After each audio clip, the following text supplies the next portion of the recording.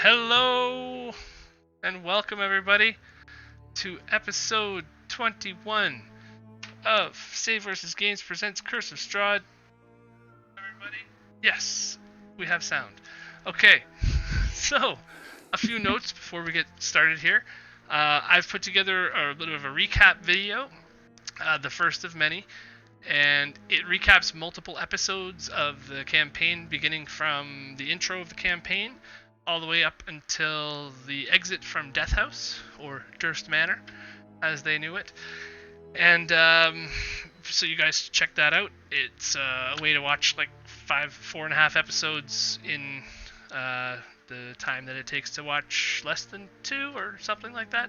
I don't know. It's faster. So other than that, just everybody make sure you check out Dragons of a Winter Storm on D&D Play 20 tomorrow. And on Thursday, an exciting episode of Abyss. And it's going to be, I believe there's a Megalodon involved in this. And can never go wrong with a Megalodon. Yeah. You know, things are popping when one of those walks in. So it's quite an interesting looking adventure so far. I leave them for a week and they get in a fight with a Megalodon. All your fault. And I believe Dragons of a Winter Storm will not be airing this week, according to Peter. No, we're off Oh, tomorrow. right. Sorry, Yep, that's it's not first this Tuesday. week. Abyss is Thursday, but Dragons is next week. So we'll see you back here for another Strahd before the Dragons. Okay. That's good to know for me, too, because I was planning on D&D tomorrow. So,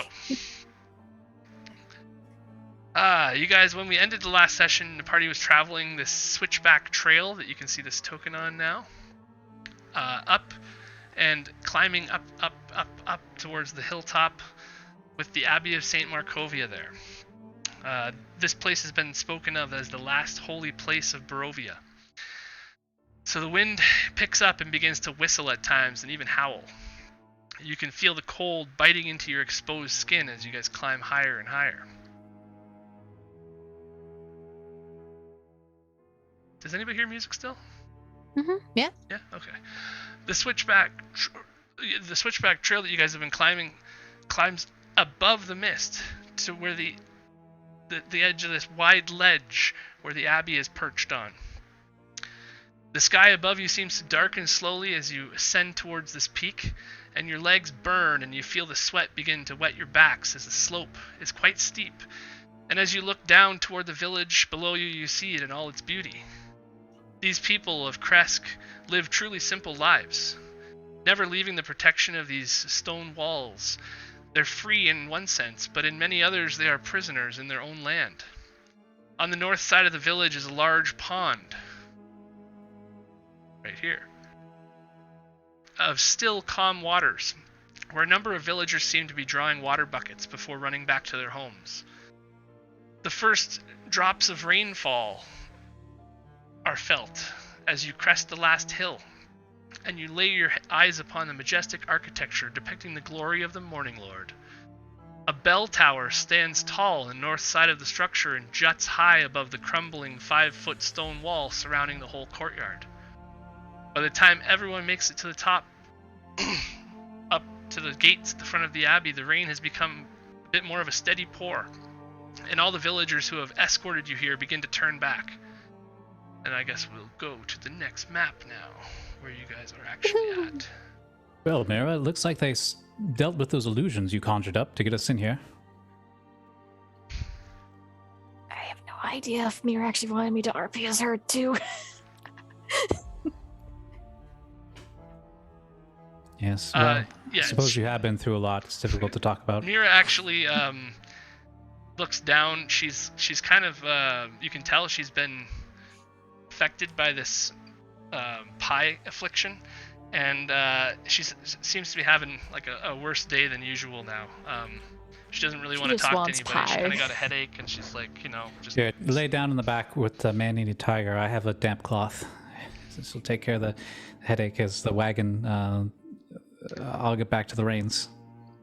Well, you might have a problem with that, as this trail is actually getting harder and harder to bring the wagon up as you get higher. So like, I see.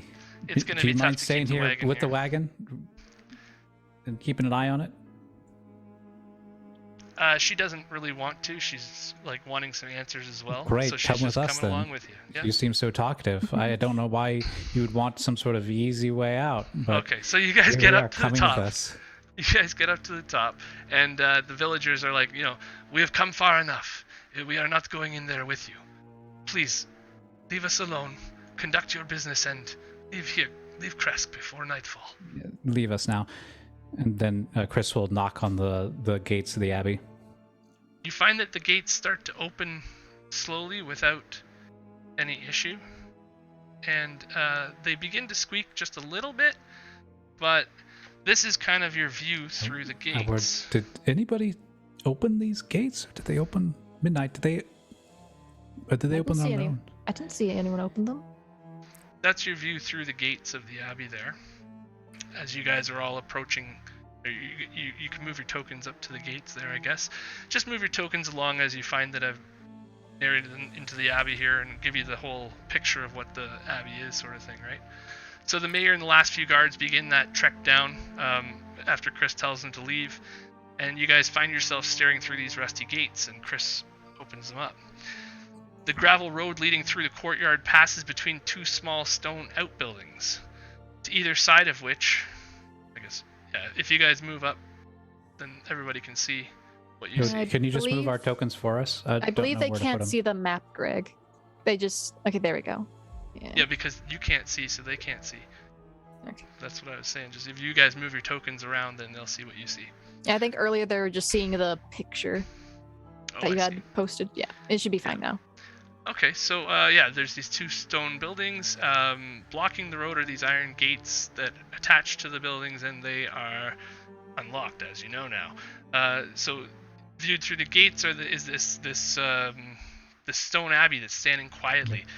The two wings of the abbey are joined by a 15-foot tall curtain wall, and a belfry with a bell tower protrudes from the rooftop of the closest tower to you guys, which is actually the north tower. If you remember on the other map, you kind of came around the switchback, and so you're kind of in the north side on this end, and you're facing south as you look into the abbey.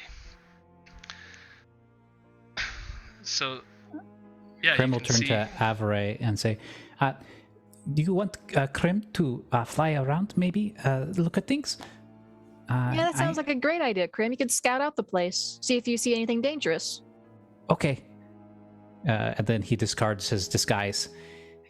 Take care of this. Very good disguise. Krim, clever. And then he will take wing and circle around the abbey, kind of looking for anything dangerous, large groups of people, bear traps, cult sacrifices, spooky stuff, Right. skeletons. You know what I'll do, because it's not going to make too much difference here. I'm going to make it... Oh, it is daylight. Well, I'll just turn off the dynamic lighting here. Who needed lighting to begin with? Oh, I see a very big graveyard. Yeah, so Spooky. the first thing you see there is a graveyard. So there's stunted pine trees growing out of the rocky earth in this graveyard, and near this foundation of the north wing of the abbey here.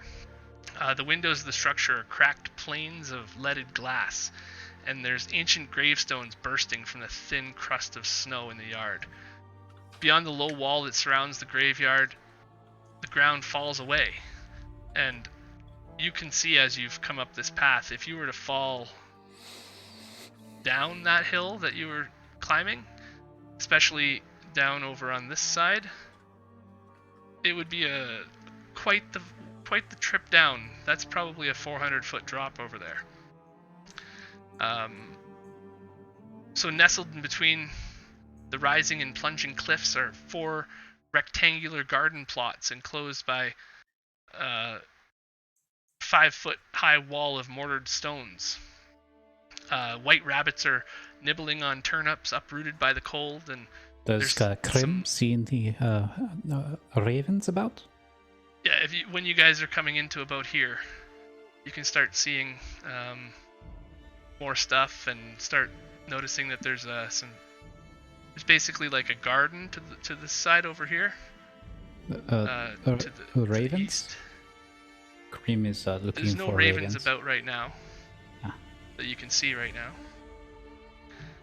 But there's gardens over there with some scarecrows that you can see are standing guard over the crops. Krim finds the scarecrows very scary. Yeah, they do actually look weird. He takes note of those for sure. And you might also notice that there are guards posted on the parapet of this. Do they look like the town guards that we encountered earlier? Not really, no. Roll a perception check, Krim. They seem to be fairly motionless, and upon 20 plus stuff. Yeah, 19 plus stuff. Upon you looking closely at these and taking note of them, they are too motionless. You swoop in for a bit of a closer look, and you find that they're actually all dummies. I'm gonna land. Oh, okay. Yeah, I'm gonna land next one and could like poke it with my talon. He's a dummy. It's fake. I take the helmet and I return back to the group. So then, as you guys approach closer to the courtyard there, you see there's another second set of gates that lead into the abbey, and you can approach into this side now if you want. If you're going in, and on the inner courtyard, you find that, like, as you've passed this courtyard area, the thick fog that's been surrounding this courtyard is swirling, as if it's eager to escape.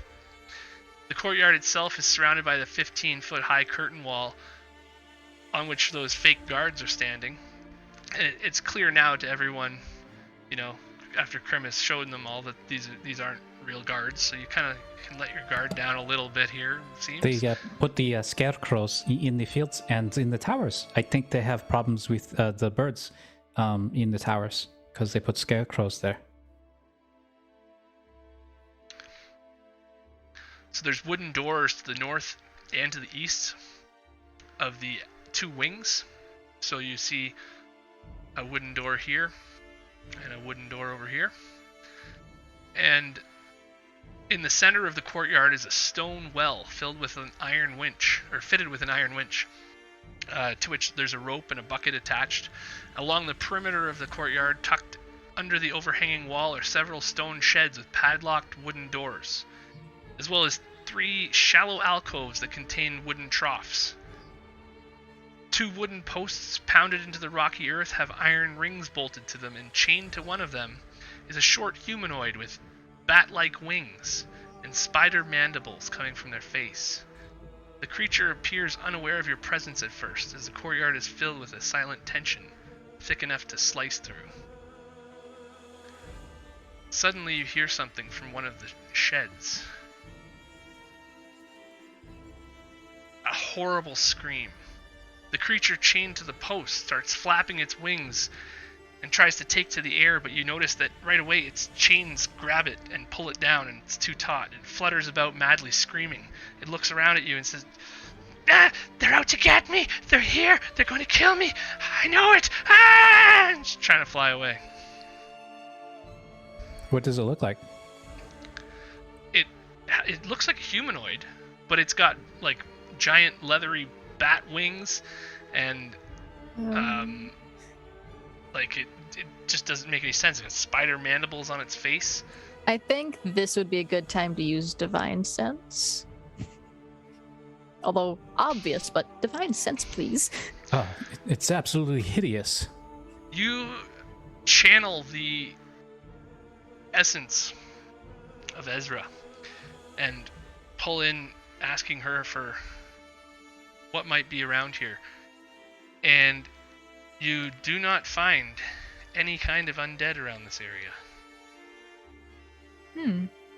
Making you very peculiar. Sus. Definitely sus, because this thing looks like it should not be alive. Well, my paladin senses tell me it's not undead, which is strange. It doesn't sense any undead near us. And it's not a fiend or any sort of strange creature? Nothing Is it a that I fiend? can sense. Is You it a cou- fiend? Yeah, it would tell me if it was a fiend or celestial as well. the creature speaks. Why don't we talk with it?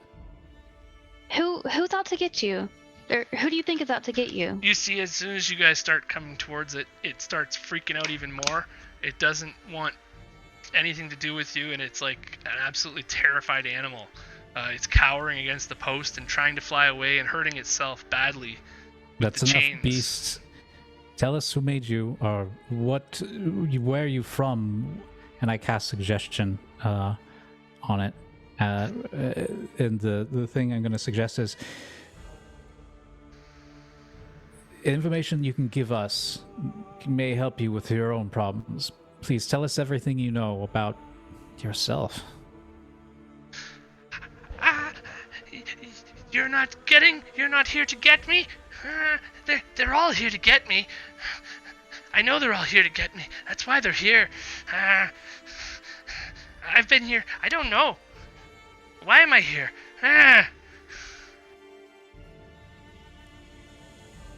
Just kind of goes on. It doesn't really make much more sense than that. Okay. Just mad ramblings, essentially. Kind of sounds a little bit crazy, yeah. Did my suggestion spell do anything, or is that the result of it, or? That's what it did, yeah. It told you Okay. what it knew. Okay. From what you can tell, it seemed to work. It seemed to take hold. Hi, Avray. You're a. I'm so sorry to be mean. But Chris will say, Avray, you're a monster, a freak like these things. Do you know what's going on? And once again, I'm really sorry. No, it's cool. Chris says it. It's cool. Fine. Chris says it, not Lee. Fine. Yeah. And then Krem will take a swing at Chris. Like, are you just like The back of punishing the head. yourself? Yeah. If I could just interrupt for a second for some technical difficulties. Pierre's trying to log in to add our newest member to the advantage-disadvantage list. And I think it needs Greg's permission. Yeah, don't worry about it right now. It's fine. Gotcha. Well, Chris, as you so kindly and friendlyly say, no, I have no idea what these things are. It just told you everything that it knew. And I'll do a quick perception to see what it might be talking about other people being here, because so far we haven't seen anything besides the dummies, right? So what are you trying to perceive? The presence of... I'm trying to use my wolf ears and noses to see if there's actually anyone else besides us, Right. whatever, like the mile or whatever that a wolf can. Yeah, after Half a you give me mile. a perception check with advantage because you have keen senses. Probably don't need 17. it. Yeah, you don't even need it. You smell. It almost smells like this is a barnyard coming from this direction. You can actually start hear just faint animal noises coming from there as well. What kind of animal noises? Just like yipping and howling and just it's all very quiet behind these stone walls. But you can hear it coming from that direction now that the courtyard is quiet again. Chris, if you can just keep your rude comments to yourself, maybe you'd be able to hear the fact that there's something behind those doors up there. Yes. And I'll start heading that way. I'll do so. I don't have dog ears like yourself. Well, maybe they would come in handy for you.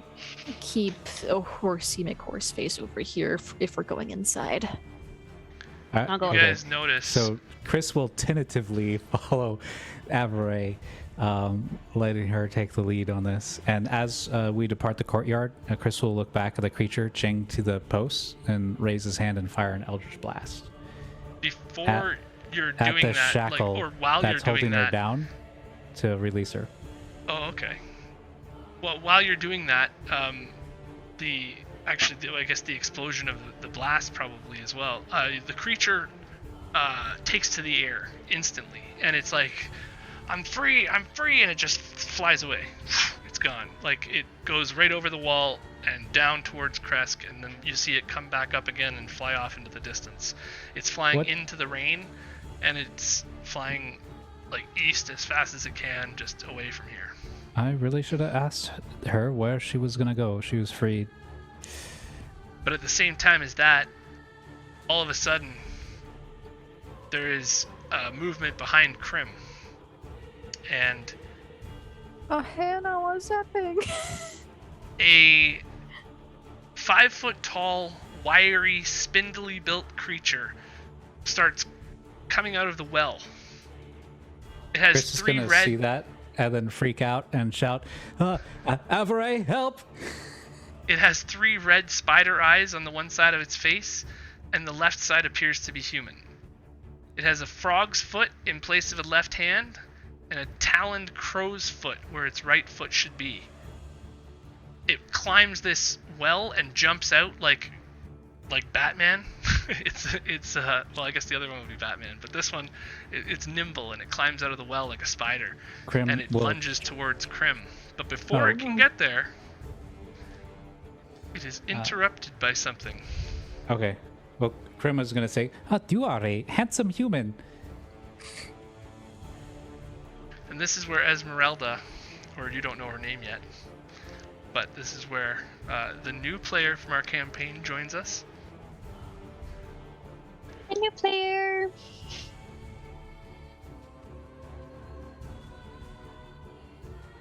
Guys, watch out! There's something strange going on here. I can't put my finger on it, but it's nothing here is what it says is what it looks like. Are you saying that as you're climbing out of a well behind 2 monstrosities? Yeah, this I one was came out of I a was building. thinking she released like an arrow or something like that at the creature. I guess you didn't get my message there, Jacob. Sorry about that. My bad. Oh, So yeah, I did not.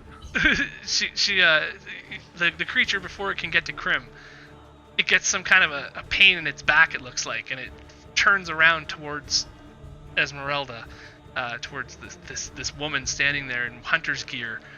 You don't know who she is at all, but yeah, I apologize for that. But metagaming. Why did you shoot that one? It was going to hug Krim. It was It's going coming- to hug him in a very painful way. Bad hugs. It starts coming around, and it looks like it's coming, like it wants to come out of the well. It wants to attack things, but it's also scared as soon as it's out of the well, and it starts to go back into the well because everything's too far away again. So it's retreating back to the well, it seems like, with its spidery movement. Are you a friend of Krim? Not that I'm aware of. I have not met this Krim. Krim is I am. a beautifully feathered Aarakocra, reds, greens, like a parrot. He has very, very wonderful feathers, Alex. But no, I was here. I came here to investigate this place, looking for some information, and it doesn't seem like the information I'm looking for is here. Yes. Well, Krim is very smart, very keen eyes, can find many things for you. You may not look as handsome as the other humans here, and he gestures to all the monstrosities in the cage. But that is okay. Krim is very accepting. Oh, good. These are Krim's friends. And then he points to Savorie. She is best friend. She is good. She is also has tail and ears. Makes her very powerful. Chris is man over there. Was nice, now mean. And Mira is asleep somewhere. And that over there, and he points towards Midnight, is she is very mysterious, very powerful. You can call me Esmeralda. Do you know where the priest of this place is, Esmeralda? I do not. But I fear that wherever he is, something's going wrong, or he's doing something. Esmeralda, do you have a last name? I do. But last names aren't things one shares with strangers on first time they meet. Well, it's interesting that you show up here right now. Because I know an Esmeralda. And I know an Esmeralda who has a thing for hunting down whatever these things are. And I'm wondering if you're one and the same. Yes, Possibly. very suspicious. Who are you? And she'll give kind of like a very sly smile.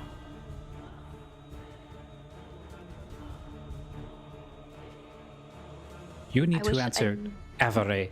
She is very ferocious. Yeah, You she's need gonna to be come. honest. I don't actually know how to say your last name though, Esmeralda. Cause is it Davenier? Yes, it is. Is this where you've been? How long have you been here? Well, I've only been here for just a little bit. No more than a few hours at most. Hmm. And what have you seen here in your few hours? Dark magic, unfortunately. I came here looking for information for a particular hunt I'm on, and alas, what I've found here has been of no use. And what is it about this particular hunt that brought you here?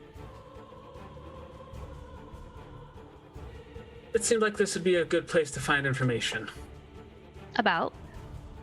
Well, about a certain vampire. Oh, she was talking about us.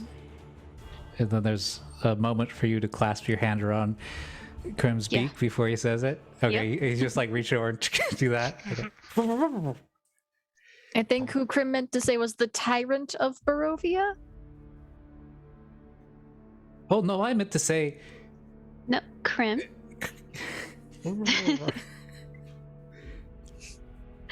All right. Your friend here is wise. Thank you. Perhaps. He is very wise, and he's a very good friend to have.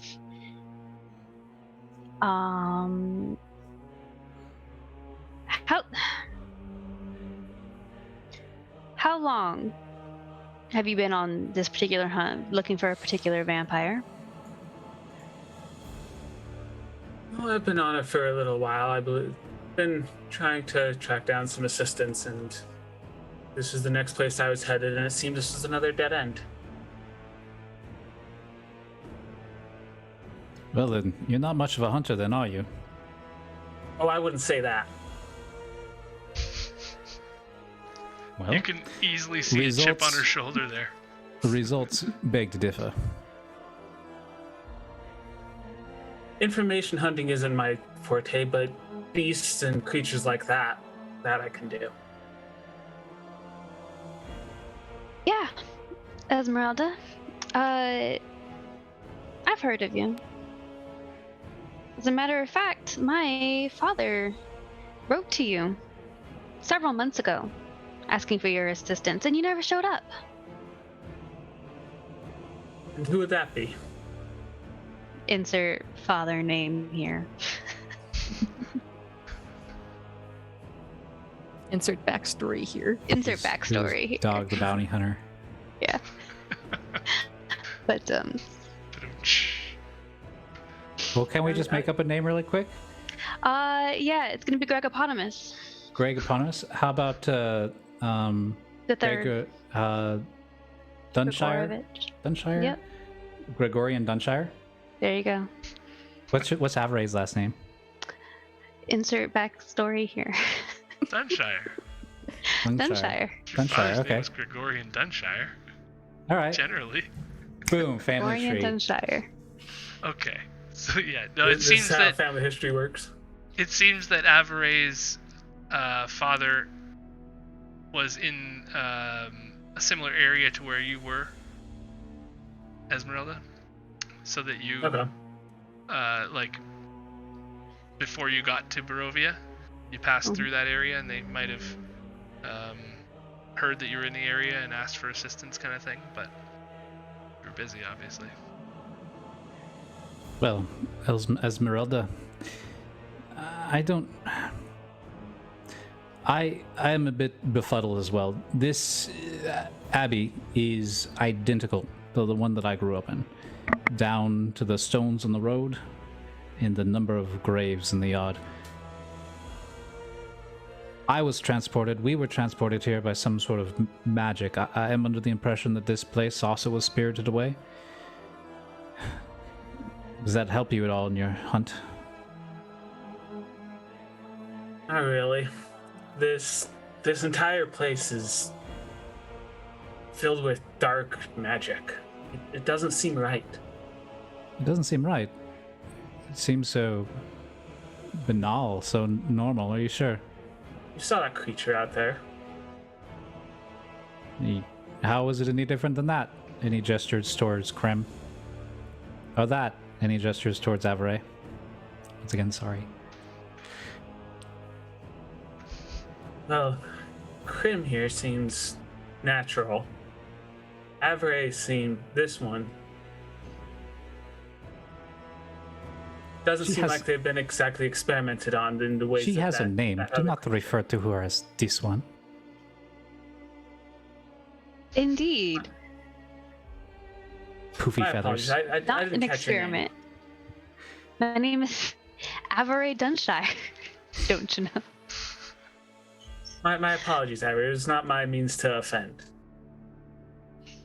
Well, it's as much you as Chris implementing or accusing me of being an experiment. And what was? Yeah. Well, she's gonna just back out of here, and she's gonna start going that way. If anything, we need to find the proprietor of this place. If this is the abbey that I grew up in, the abbot would not. Well, he was no saint. Do not get me wrong, and he did have a fascination with creating. I thought it was he liked to make dolls. I'm not too sure. I don't know. It's kind of fuzzy at the moment. A fascination with creating dolls? Yes, for the children.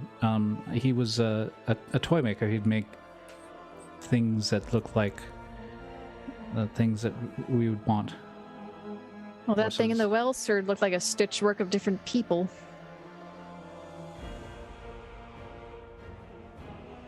From what I've seen here, if it's the abbot you look to speak with, you best take all the caution necessary. There's just something here that's not right. I know Savorie said she heard animals. Esmeralda was already, like, when you came into the abbey, you came in from the east side here. You scouted the whole east side, and you found that there are more of these creatures down in that area. You don't know what's through this other door here, but you know that it seems to be like a storage place for those creatures down this way, down towards where Savorie is going. Yeah. Savorie, I wouldn't recommend going that way unless you want to run into more of those creatures. Which ones? The ones with the wings or the ones with the spider fangs? Because it just sounds like a bunch of animals. And Savorie, where you are right now, you're so close to that door, you get a waft coming through that door of strong animal smell. You know that there's definitely more of these things down there. So are these things, are they people? Are they animals? Are they just stitched together versions of both? All of them are like this? That's what it would seem. If the abbot is indeed here, he's been doing some interesting things. And who are the people? Who are the people that he's using? That I'm not entirely sure. Well, we're not going to get to the bottom of anything if we stand out here in this courtyard. So if the animals are this way, and Midnight will point this way, then what's this way? And she'll point over here. I haven't had the opportunity to go through that yet. Yeah, you've been upstairs above where you are, and you've been in the area above that room, but you've never gone down there yet. You did hear voices down there, which is why you avoided it. Would Chris know where people live, like where the abbot's quarters are? Chris, you would sort of have some recollection of this, and you'd be like, yeah, no. I think if we go up through this door here, you remember that being something like where you used to stay. All right. Well, if this place is anything like the abbot that I grew up in, then the abbot's chamber should be this way. And then I go where the DM tells me to go. Like good PC. Yeah, no, you recalled where you grew up and everything, so that works out. I guess you guys probably can't move through that door. Yeah, that's why you're not there. Okay. Everybody bunch up for a second here. Yeah, leave the horse outside if you don't mind. Oh, you can go through. Well then. Oh. Yes, we can. Oh, yep. Where's Ireena? In the cart with Mira. Oh, I never brought her out. She's out here still. With Mira. Yeah, you're in Ireena control. and Mira were also there too. There's also an Ireena and also a Mira. Okay. Now you're all in here. Good stuff. That's hilarious. I apologize, Mira. Leaving you behind there. What's that? No problem? Okay. Okay, so as you walk into this main hall, gentle music hits your ears right away. It's the first thing you hear. Single string instrument, just absolutely beautiful. It's coming from somewhere above. Some unseen master. The ground floor of this room is quite large. It's a 50-foot square room with arched leaded glass windows. There's a cauldron sitting on an oak rack above a fire in the hearth, while above the fireplace mantle hangs a golden disc engraved with the symbol of the sun. In one corner, a wooden staircase climbs to the upper level, and in the other corner, another staircase descends. Several wooden chairs surround a wooden table that stretches nearly the length of the room, with wooden dishware and golden candelabras neatly arranged on the table, standing behind which is a young woman with alabaster skin where you can see it, dressed in a well-made wedding gown. Her auburn hair tumbles out from her veil, which covers her face completely. There's a handsome young man in a brown monk's robe. He gently takes the woman's hand.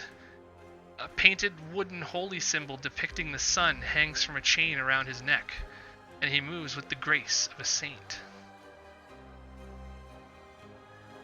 Ah, you have arrived. Ireena, it is good to see you finally. And he turns toward everybody. I won't Come. trust a divine sense. I won't trust it. It doesn't work through a foot of stone. Oh, is there a foot of stone in between us? Because I didn't see a door. You did it outside in the courtyard. The whole thing is I could do stone another walls. Yeah, one. I was doing another one in here since we're Oh, I inside didn't even now. notice that. Yeah, Yes. I just rolled it again. Okay, I didn't notice that at all. Yeah, it's like, I when you don't pick- trust this You divine definitely sense. pick up the presence of a celestial. Mm. And just in case, I believe this would also be before I say anything. Not entirely certain yet. While this loads up. Yeah, you pick up the presence of a celestial. You can see that quite clearly as soon as you walk in. The abbot, this young man in this holy robe, is quite clearly the person you were looking for. Shift Z. That is the abbot. And the woman he stands beside is right here. But she's got a wedding gown on, and not that. Oh, she's pretty. She's got a wedding gown on and a veil covering her face, so you can't really see too much about her. She's ready to go meet Jack Skellington. I'll inform the party Come. that. Oh, sorry. Come in. Does she get Please. anything from the stitch work? Well, if you guys, you're probably not Unless close it's one enough of to the- see any stitches yet. Unless it's one of the three things. One of the three things, what? Unless it's like a celestial fiend or undead. Yeah, so you pick up, like I said, Celestial. From the Celestial. Abbot. And that's about it. As you guys get closer, or it's up to you, he's saying, come, sit. We'll probably get to about here, I suppose. Does Midnight let the rest of us know about the Celestial? Yeah, I was going to let the rest know, but then Greg started talking. I didn't want to Oh, interrupt. okay. But yes, Midnight will let the rest of the party know that she senses celestialness from this man. Oh, How so are you letting them know that? all right, He's so asking you guys to sit down. the Abbot is a Celestial. I'll kind of just like turn and like whisper it behind me to the rest and tell them to just like feed it back to the rest of the people. Hey, can we get a Horseface midday McHorseface in here to like say what's Please up to the other Celestial? Please, God, no. I don't think it would fit through the door. That's all up to Midnight. I just wanted to leave the horse outside since we're going indoors, and that's the polite thing. I have awaited your arrival for a very long time now. I am And you glad say- you have finally come. So after learning that he's a Celestial and listening to his introduction, Chris will turn and say, "What is your game? We know that you're some sort of extra beyond the planes of mortals. This one says you're a Celestial. And you've stolen my home. This is the abbey that I grew up in. Why is it here in Barovia? What are you doing? What is this?" You can see this guy takes a second look at you and then starts slowly, but very gracefully walking around the table, never taking his eyes off of you and approaching you. Not threateningly, just like, completely no emotion really shown in his face. Chris is going to take It's a like- step back as he approaches. Chris? Christoph? Ah, it has been a long time. I am glad you are well. You have Ah. returned, but there is something... different You- about you. You look identical to the abbot. This is all an illusion, isn't it? Isn't it?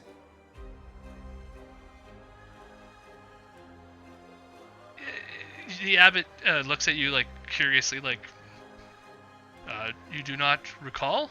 You are forgetting? No, I remember everything. I grew up here in the abbot. I remember you, or at least the person that looked like you. You've obviously taken his form, and that there were many dolls, doll parts, and so many graves. I couldn't. I was confined to my room. I do apologize for the way that you were treated when you were here. I would like to... There is something strange about you now, Chris. You keep saying not- when I was here as if this place is in Barovia. This is impossible, what you're saying. Ah, there is much to teach you about, I suppose. I know what is different now. Your soul. How did that happen? Most unexpected. Curious. I must bring you to the well. to explain more. I have waited for Ireena's arrival for a very long time. Ireena, do you know why you are here?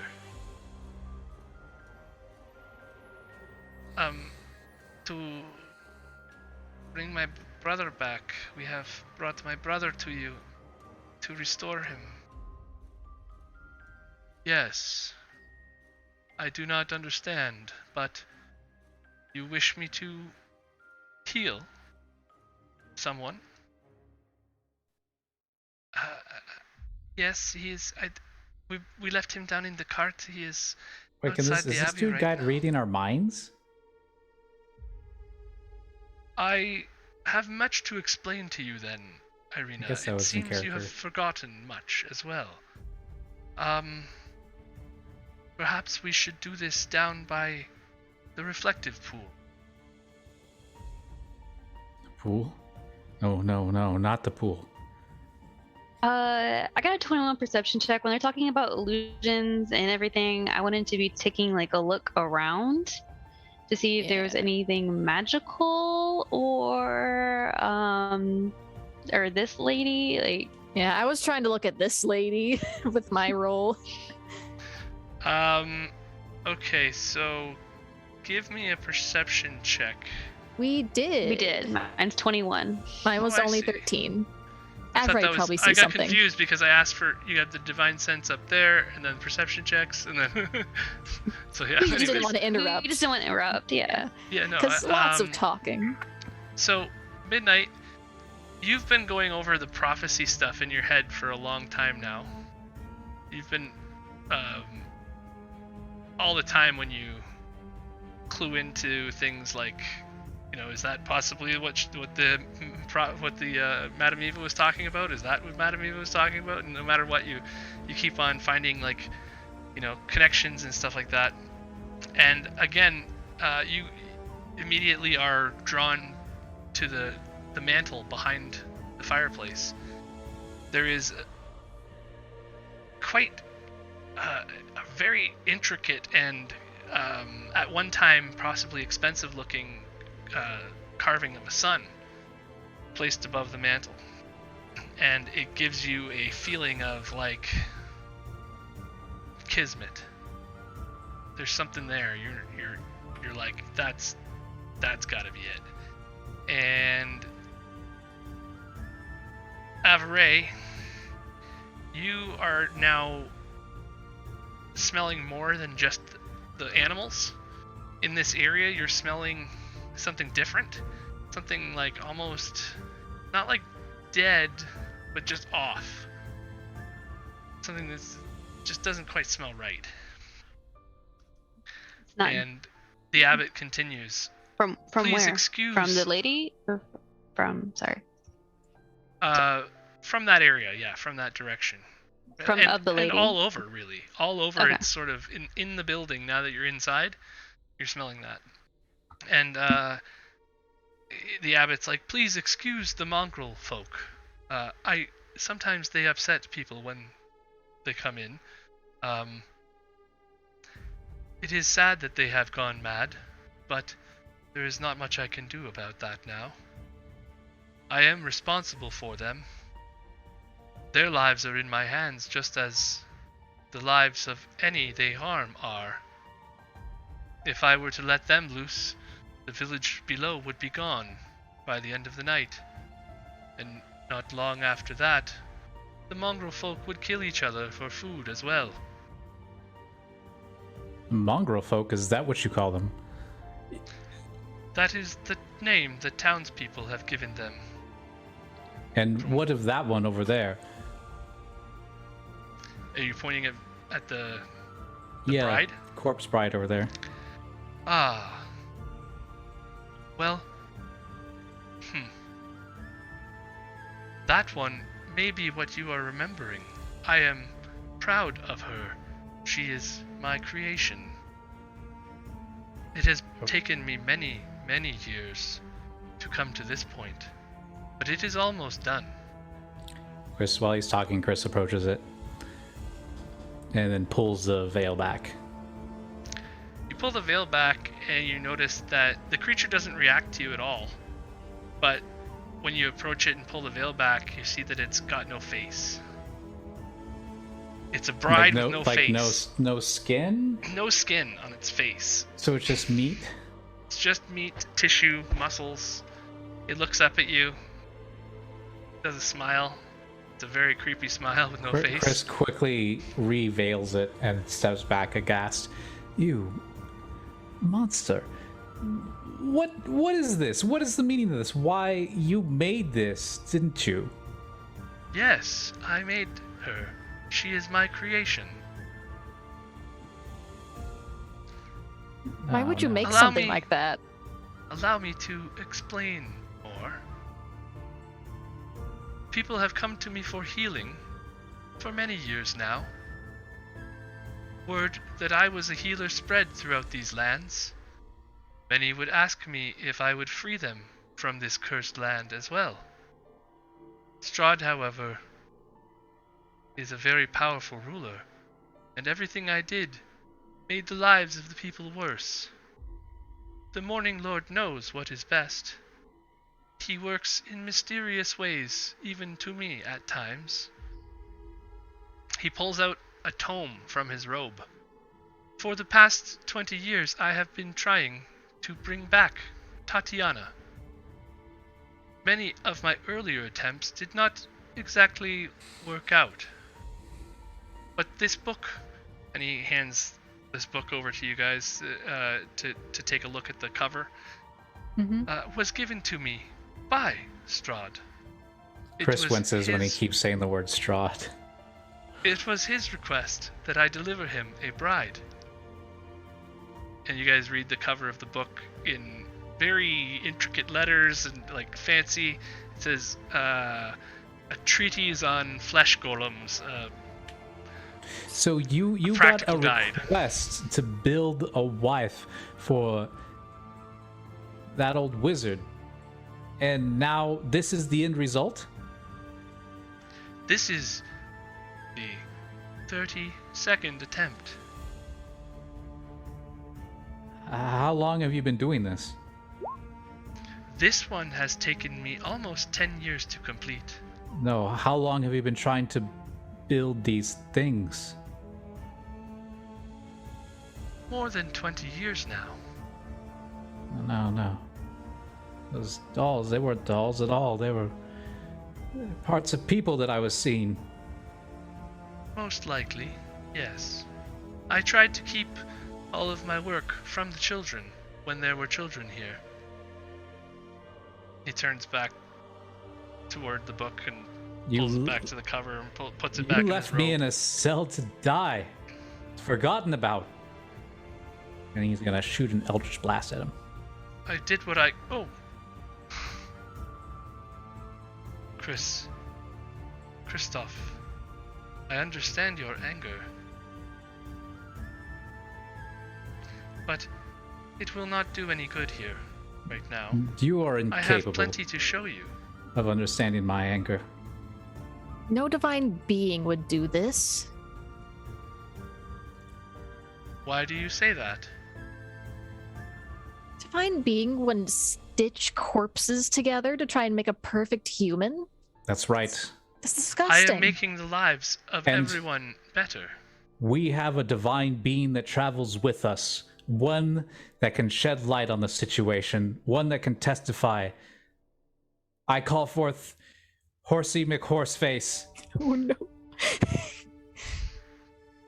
I just kind of look at Chris. You want me to bring the horse in here? Absolutely. You said... The abbot turns back away from you, Chris, and starts pontificating again. Naturally, I needed body parts.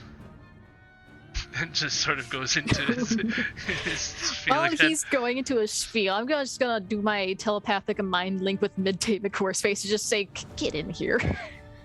Yeah, go ahead. With so many people coming to me for healing, it made perfect sense for me to offer them a trade. I did not know that trades would come with such a price. Are the eyes of a tiger not better than the eyes of a blind man? Chris pulls back the veil on the faceless bride and points her head towards him and says, This is your goal. You're a monster through and through. I do not feel this is the case. I am trying to help the people of Barovia. And Horsey McHorseface, bear witness to this. What has transpired today. What evil has been wrought by this creature. How does Horsey McHorseface respond?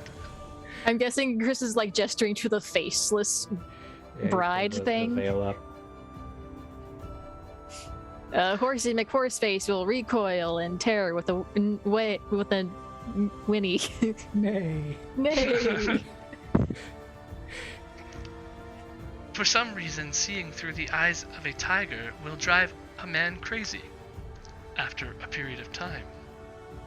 Eventually, they all went mad and have had to be locked up ever since. But even worse than that, the magic that I used to create the flesh golems for Strahd was not strong enough. The wastes in this land, the permeating rots, got into the golem. I could not work fast enough. They all rot before I could finish them. But everything changed when I found the green gem. And Krim and Mira both kind of perk up when he says that. Green gem? You know. Gem? I went to the winery to visit the Markovs, as their son, who normally brings me wine, was sick. As I walked through the fields of vines, I felt the presence of something wonderful. I dug it up and was staring at the most wondrous gem I had ever seen. I found the magic of the green gem could preserve life again. I wouldn't even need to take the limbs from living people. With the gem, I could reanimate the dead and use their parts. I brought it back with me to the Abbey about 10 years ago and began my work on the perfect bride for Strahd to end the curse of these lands. Since then, I have been working hard to make her.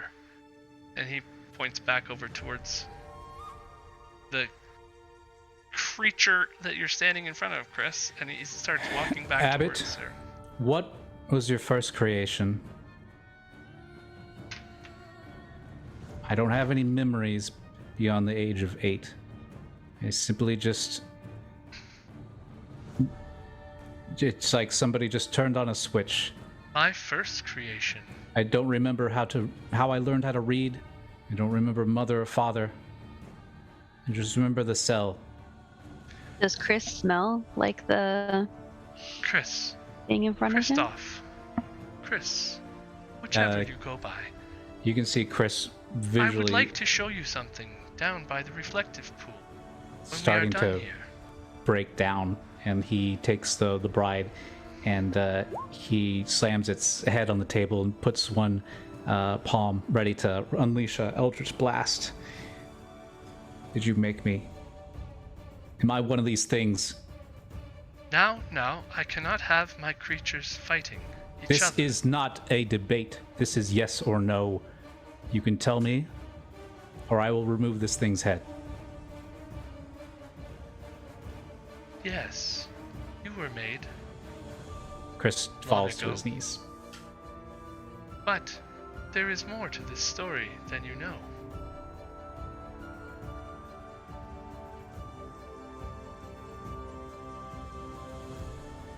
So you guys...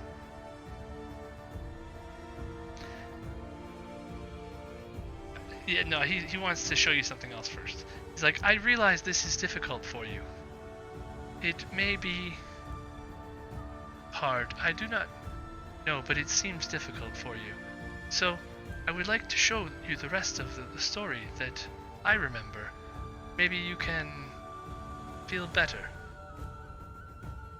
But first, before this, and he's like, Raise, Do not suffer, child. Everything will be fine. I need a favor from all of you before I can show you all. I have noticed a stitch out of place. And he holds up the doll or the stitched together woman's hand. This is Vasilka. I have noticed that she ripped her own hand apart by accident while eating, or pretending to. And, well, Colvin normally does my tasks for me, but he is playing music upstairs. Perhaps you would go down to the basement to fetch a new finger. I will stay with her here and make sure that nothing happens to her. And he's like dabbing the blood that from when you hit her in the face, like with a cloth. Like, she will be fine. She didn't even react to when you hit her head into the table, by the way. She just kind of like, boom, and then stood back up again. Chris is just slumped in a chair. You can stay here if you like, Chris. I will explain to you more as you sit. Or go with them downstairs. I do not know what is down there right now. It may be better to go with more than one person. Sometimes Colvin complains about having to go alone.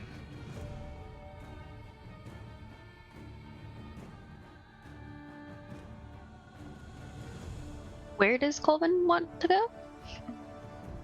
Downstairs? Colvin is playing music upstairs now, Upstairs. but he normally fetches things for me from the basement when I need them. But I'm hoping that you will do this today, after which we will go down to the reflective pond in the village. Can I insight check him to make sure he doesn't want us to go to the basement to trap us or something? He is difficult to read, but with a natural 20. That was for a perception check because I wanted to see if, I wanted to Well, see you something still rolled a different. 20, so Okay.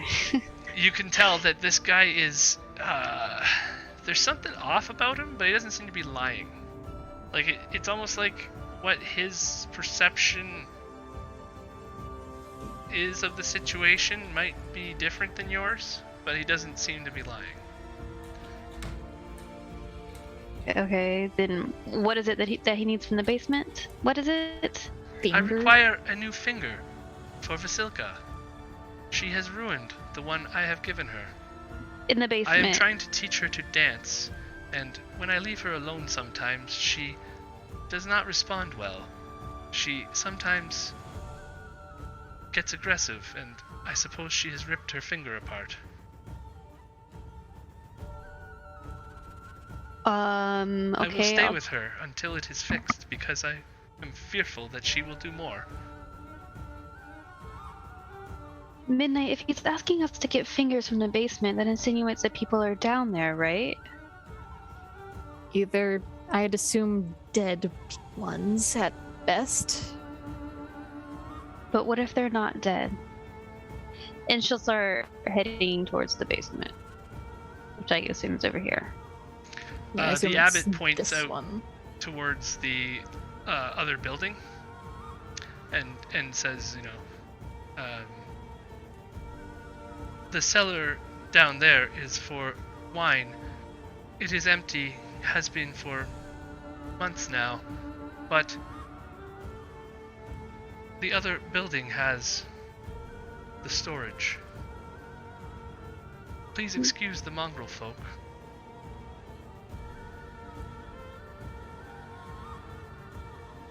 So he's pointing at me back out of here, back up north, like where. Yeah, towards the Yeah, other building that you were going to go one. to. This one. Uh, You can see my pointer. This one. Okay.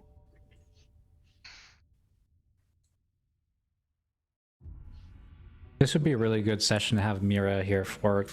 Yeah, Yeah. I know, because some of this is kind of being changed because she's not I feel here. like Chris's story is more her story in a way. Because like Chris is kind of the obstacle for her, but she's the person with agency. I agree with you. I see what you're saying. But All right, well, let's get this finger. Mira will she's definitely looking troubled, but she's like kind of just going with the flow. Savorie, wait up. And Ireena as well, she's like, isn't this so strange? I did not expect him to be like this. It's weird. As we get clear of that area, I'll inform the rest of the party. I think one of the items Madame Ava told us about is here in the Abbey. Something about the sun, right? Yes, the item is hidden behind the sun, I believe is what she told us from the cards. And this dude was wearing a bunch of suns, right, Greg? Behind the fireplace, there was a giant sun, and it looks very expensive, well made, and it looks like the perfect place to hide something. So my guess is the item is either behind that giant decorative sun on the fireplace or physically behind the fireplace on the other side of the building. By the way, Chris, roll damage for an Eldritch Blast. I never added that down. But yeah, getting through to this point, you guys, obviously, Savorie, you smell what all the smell was from, and it's quite evident now. Like, you come through this doorway, and like the lightless corridor that you're standing in, there's multiple doors behind that you can see that you can get into here, but this whole hallway is filled with like the mad cackles of crazy sounding creatures and whispered curses. The stench in this hallway is overpowering, and there is quite an obvious hatchway over here that has been locked, but with only a like a latching kind of thing. A big latch goes across and closes the thing off. But yeah, you guys see like, a whole bunch of these mongrel folk now. When you're shuffling your feet through this hallway and stuff, they hear you, and you start hearing like squeaking and squawking, and they're all food. They was food. You're hearing like that's the only word you can actually hear is food. Most of them are. Krim will help here, and he throws a single piece of like dried meat into the cage amongst them all. Yeah, and you just see them go feral to it. Oh, they're all fighting each other. Good. Whoops. Feathers flying, Things scales come people. flying. Some of them are wounded by the altercation of the food being tossed in. Savorie, wait up. Oh, wow. Yes, I follow. What is this person in this hallway? It looks a lot like that Vasilka creature that was in the other room, and you see it slowly shambling down the hallway, and it's doing absolutely not. It does not react to you at all, and it just keeps on walking by. I realized I did not ask where I'm supposed to get the finger from. The basement, which is not that way. It basically is Gorgeous. walking into walls it's like- as it passes you, and it doesn't seem like it's all there. It's not aggressive, but it's also not acknowledging you at all. So it's very strange that it's, Right. It looks like this one is, upon closer inspection, you can see its skin falling off. The stitches that hold it together are loose and redone many times. This thing is not appealing at all compared to the one that is in the other room. You can definitely tell this is an earlier version. All right. Well, I suppose we go downstairs. Yes. Okay, I'm gonna grab everybody's tokens. Sorry about the food.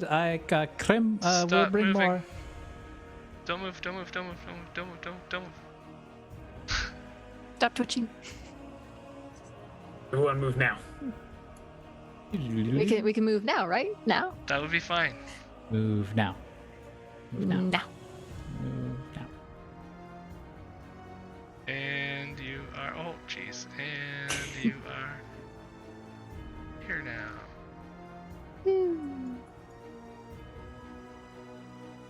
So you guys are all up on the walkway here.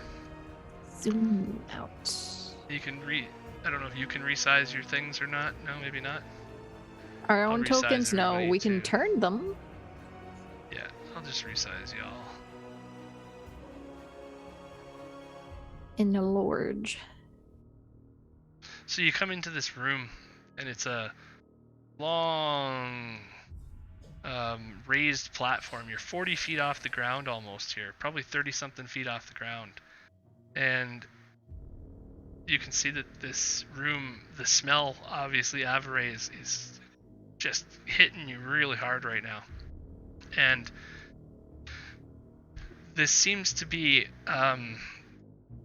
as you could, like, Krim and Savorie, with your perceptions being, your passives being so high, you can tell the floor of this place is covered in bones and rotten body parts and things that have been discarded over the years, possibly. There is a whole bunch of decay in this room. It's very strange. And as you descend the staircase, you're definitely getting a feeling that you're not alone here. You're hearing noises, maybe even too. Like just strange, weird noises coming from the cages over on the side of the room. Like moans of the undead, clawing noises at stone. What kind of noises? Not so much that, more like motion. Some of the noises they sound like just really strange flicking and clicking sounds, and like bubbles popping, and bubbles popping?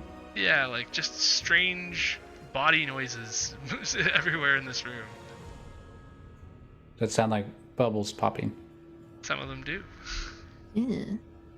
Gross.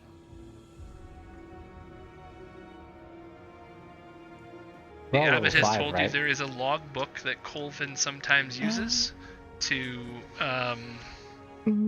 categorize things that are down here. We're all level 6, not 5. I should have leveled Chris up. I suppose we look for this. What was it again?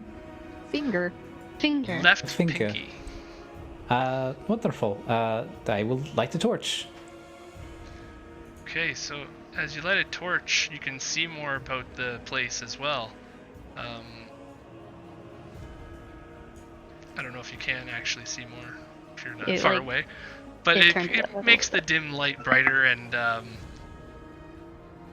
you can see that there are, it looks like maybe some bodies in some of these cages. It's very hard to tell what was going on down here exactly, but with the logbook on the table and with what the abbot has told you, it seems that although he was at one time taking body parts from people who came to him to be cured and replacing them with animal parts, it seems like after he found that green gem, he's changed his ways. And he was able to, he said, animate the dead and use their parts. So down here are all the rest of the parts that he didn't use. And you see like a complete, in this first row of cages that are right here, you see a complete nervous system of a person just trying to get through the cage bars. You see like eyeballs floating around and they're connected to something like brainstem matter or something, and there's a cage full of those. There's like arms that are holding onto the cage bars and moving up and down. There's like every body part you can imagine, insides and outsides and everything are categorized and stored in these tanks. And some of the cages are also open, like many of the cages are open and empty, which is like a very concerning part to everybody, you know. And because like what might be the case with these, what's going on. And Krim, you find in the book that the third row back, or on the second cage in, you should be able to find fingers. That's exactly I found the early bird gets the worm. And I grab a talon full of fingers. These human fingers are so gooey. Well, I guess Savorie is probably closer to the fingers right now. But yeah. Wait, you said I get to grab the fingers. You found the book. I found and you know where they are. Oh, I'm confused. I thought I was next to fingers. You're right near the book, the logbook, and that's where it shows you where the fingers are. I just happen to be walking through. You just happen to be walking near them. Yeah. I guess. Okay. Where I just stopped. Okay. Here we go. A perception off. Her token. A perception off between Krim and Savorie. I don't care. We can just do whatever. Yeah. Well, who's more perceptive? Savorie? Question mark. Yeah. So, you guys feel as like obviously this room is creepy as hell, and you can't wait to get out of here, really. But you feel the floor underneath you start to move slightly, and on this side here, closer to, I don't know, can you see that? Yeah, I saw the ping. Okay. Over here? On this side here, closer to the entrance, the floor starts to raise quickly, and Esmeralda and Midnight, you're both pushed back a little bit, and Krim as well. You guys are all kind of pushed back by the floor moving and raising up near the entrance to this room. So you move yourselves back as you stumble back a little bit, reacting to the floor moving. And all of a sudden in front of you... Oh god, that's a big token. A pile of body parts starts coming out of the ground. Is it supposed And not to be all of that them big? make sense. Some of them don't look like body parts at all. Some of them just look like flesh piles. Some of them this look is like not muscles. good. This They- is very bad. The whole thing, like more and more of the room starts to get like almost magnetically attracted to this mass of body parts. And it seems to you like all these separate body parts that are magically reanimated, they just want to be part of something whole again, as they all start moving, like being pulled by a magnet, and stopping and shooting across my the floor. handful of fingers reacting to this. The fingers in your hand are twitching as well. Yes. Well, that is disgusting. And all of a sudden, this form goes up, and it climbs and climbs and climbs, and next thing you know, it's crushing the supports for the walkway that you came in on. All right, time to run. Is there any other way out? No. The walkway shatters as this creature climbs. It's now a 40-foot tall mountain of body parts, and it's moving around, and it seems that whenever you take I'm a gonna step, grab Midnight and I'm gonna fly away from it with her. it seems that whenever you take a step, it starts to move towards you briefly. I am flying. Krim is flying.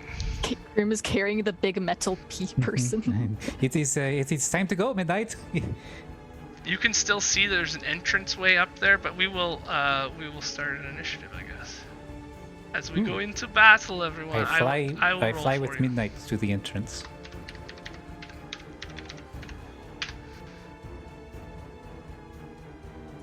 If I'm flying with you, I'll lump my Hey, it token right worked. beside yours then. Okay.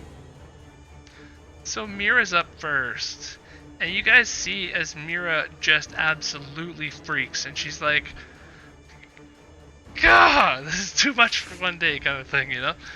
And you see her kind of go behind this barrel for a second and just like trying to take it all in. She seems to be experiencing something. And Midnight, you're up. Well, I'm being carried in the air by a crim. You are now being carried in the air. You guys are 15 feet up in the air, let's say. Let me check my bag, because I think I have an idea of how this creature works, maybe. You actually It seems can to roll detect me a D20. D100, sorry. D100, okay. I believe there's a 10% chance. I'm scared. No. You do not find any memory from Van Richten's journals about this creature. Yeah. But it moves when we move, so it senses movement possibly based on my inference. So I'm gonna grab an unlit torch from my bag and just throw it on the opposite side away from where everyone is, in this direction. Okay. And See when if it you do follows that, it. yeah, go ahead and throw the torch down there. When you do that, Just you see flop this whole one. body pile of parts. It's starting to move towards Mira's location, actually. It's starting to lean a little bit, and a few of the arms and legs and stuff, they start to like just lean out towards that direction, and then all of a sudden there's a torch there and it hits the ground and it bounces over, and then all the body parts sort of have like this little shift, and then you see almost like a fountain or like a slinky. The top of the pile starts coming down around, and then the rest of it follows, and it slinkies itself at the pile here, and or at the torch here. My that you guess put was down. a good one. Taking it out, and that seems that's kind of like it's free action, or sort of like there's this turn to give you guys a clue that worked. Yeah. Krim.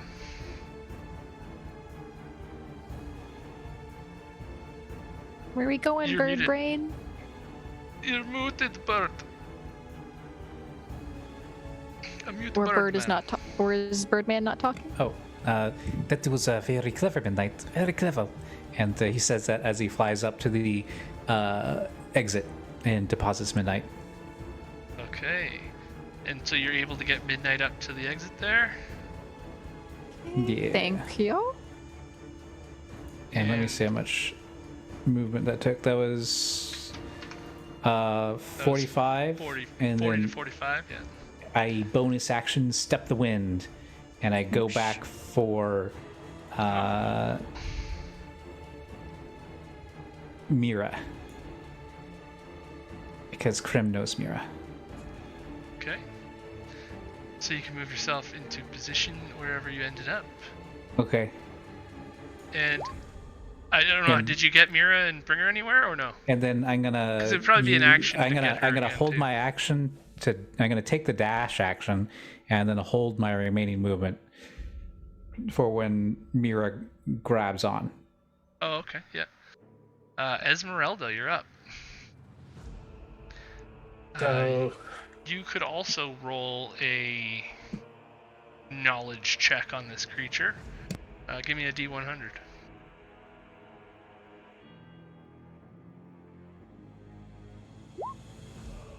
D2. Inu. I'm doing this like the We're cleric, trying. like the cleric thing, where if you get the low numbers, it's good. So, yeah. So You you need don't to really know not what this crit. thing is. There's nothing you've ever learned in all your journeys that have prepared you for a 40-foot tall pyramid of flesh. Pyramid of goop. It's just goop. The Goop Pyramid. Great. This is exactly what Esmeralda was wanting to see this morning. She is going to go ahead and the first thing she's going to do is cast Protection from Good and Evil on herself. So any any aberration, celestials, elementals, fae, fiend, or undead have disadvantage on attacking her. And then she is going to go ahead and... So did she notice when the torch was dropped that the creature moved? Yeah, you would have definitely picked that up. Okay. She is going to go ahead and she's going to take that as an idea, take a torch from her pack and throw it kind of over here. Okay. And then to see it, if the creature moves towards that area, she is going to go ahead and move towards the exit. Somewhere down here, you said? Yeah. Down there? Yep. Okay. So you're gonna kind of wait until the creature moves, kind of thing, before you move? Is that what you said? Yeah. Okay. So then, yeah. Right after you go, the wheel gets bigger, and the creature, the pile here, it does actually go towards that torch, and you see, just like another slinky again, it moves its entire pile of stuff, and it just takes the desk out, takes the books out, takes the wine barrel that Mira's near out, and it's actually going to, because Mira is shuffling on the ground and about to take off in Crim's arms, and they are causing a little bit of commotion, it's going to try to grasp at her. Oh no. So, let's not kill Mira, maybe? Who knows? She's not here, so... If you don't want to kill the not here person, take pity on the not here. So she takes a huge hit as this creature basically pulls her inside of it. And as far as you guys know, you guys see Mira go unconscious. Yeah, if she needs any saves, she has advantage on a few. She is now grappled by the creature, but she's unconscious. But she's also being grappled by Crim at the time, kind of thing. Crim's grabbing her before she went in. Contested. So, there's that. It's Ireena's turn, and she is like kind of freaking out, but at the same time, she sees Mira, that happened to Mira, and she just runs over immediately and starts, helping Crim pull at her, basically. And she's gonna give the aid action to Crim, help action. And it's Avoray's turn. Cool. Okay. I'm going to use my hunter sense.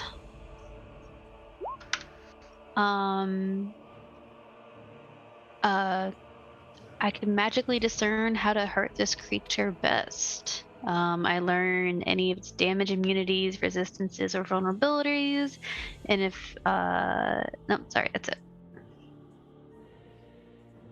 Okay.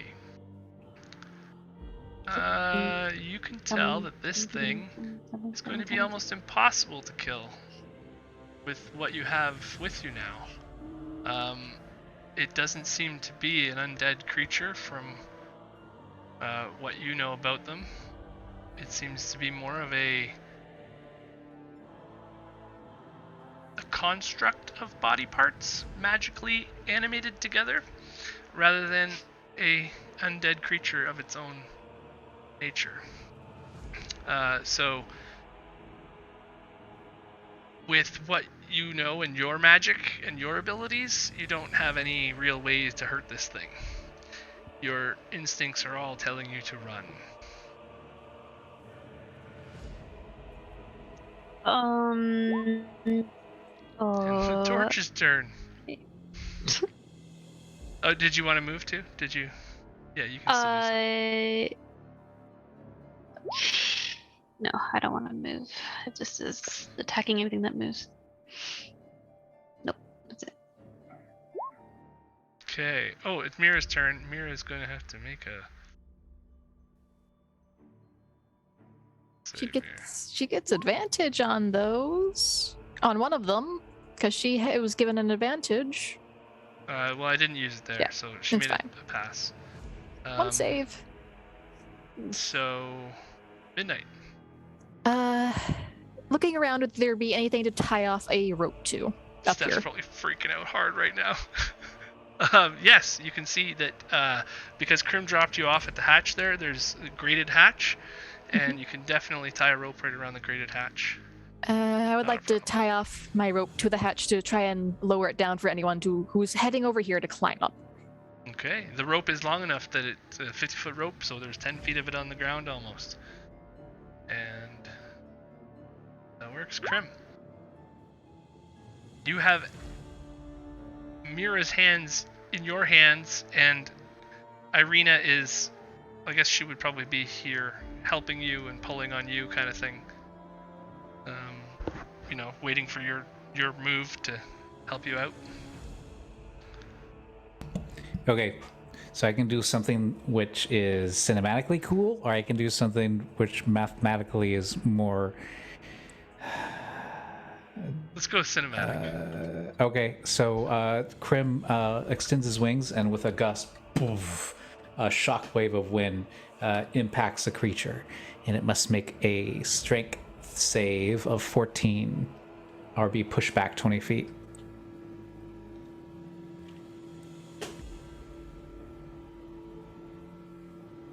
Okay. Which it should absolutely pass, because it's a giant blob. Yeah, I will say that Oof. although the creature does not move at all, your It's a wall. gust is able to push a bunch of because this is a mountain of parts. They're not held together by anything other than the magic that's holding them, like pulling them to, like the need to be whole again is basically what's keeping this thing together. And so all these disparate body parts want to be together, and you've just kind of blown a few of them back up the pile, and in doing so, Mira is able to get pulled out by Ireena, who is waiting to do that.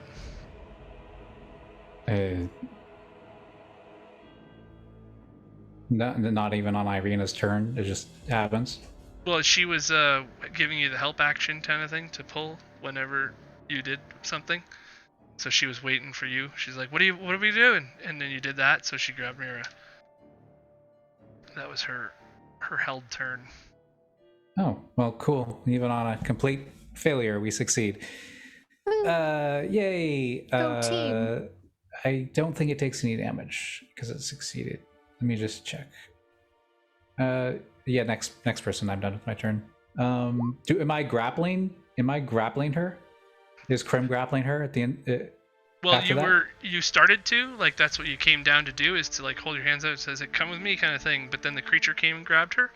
But then you did your wind gust to push it back, and when Ireena came up to grab her hands, your wind push was enough to get her out. So I'm not grappling her. Mostly because Steph isn't here. I'm not killing anybody's character when they're not here. No, it's just like, am I or am I not grappling her? You're not grappling her right now. Okay. Because you did the attack on the creature. I assume that takes your hands. So just fly back. It doesn't. Am I wrong? Why not take your And hands? then in my turn, I guess I just gonna move over here. Yeah. Okay, Esmeralda. Esmeralda is going to use a bonus action to cast Healing Word on Myra. Oh, nice. Nice. That is 7 points of health. And then Ireena's pulling her and like by the shirt collar and just like really being violent with her. And Mira's like, "Ow!" Wakes up like, "Okay, what's going on?" And then Esmeralda is going to go ahead and move to the rope and try and climb her way out. Alright, so you could probably get about halfway up the rope. And then the creature goes. And it's like waiting. Waiting You for can see that movement. It's almost like a periscope. The body parts come up and they're like looking around the room, waiting for something else to move. And Ireena's up, and she's like,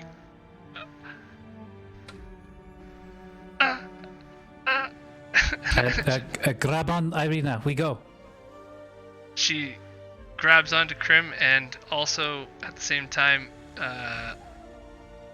she will also do what she can to help Mira and do a cure wounds on her, or a curing spell, as far as you guys can tell. And Savorie, you are up. Yeah, if everyone's heading out, she'll move up to everyone here real quick. And if you haven't figured it out yet, get away from this thing.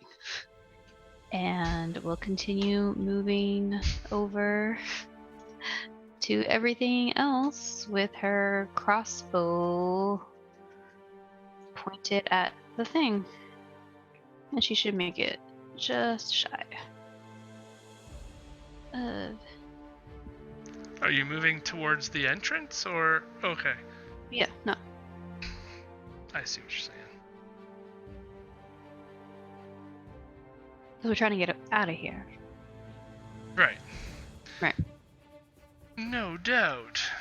Okay, so the creature that was waiting for something to strike at notices that you're moving there. And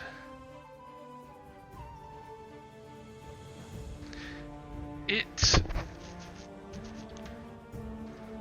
moves towards the entrance as well. Trying to... I've lost my roll 20, that's why I'm pausing so long. I can't do anything in this window. I'm waiting for my other window to refresh. Yeah, okay, so the creature comes towards you, because it was holding its action and stuff to... I guess it can't really hold its action, it can't really hold movement so much. But yeah, it basically starts to move towards you. I'll just do it like that. That was its action, was moving towards you. It's closing the distance, and the hill of bodies is making, like, you can easily tell that this thing is difficult to beat, but it's also difficult terrain, because it's a 40-foot tall hill. So if you have to climb on it or get into its space at all, it'll be hard to move through. So it's ready as its action. Mira is... grab on, we go. Yeah, Mira's grabbing onto Krim. Ireena's already grabbed Krim, so they're kind of all... they're like 1 foot each kind of thing. And Midnight, you're up. Kind of shout down toward Savorie to distract it with something else first. It can feel when things touch the floor.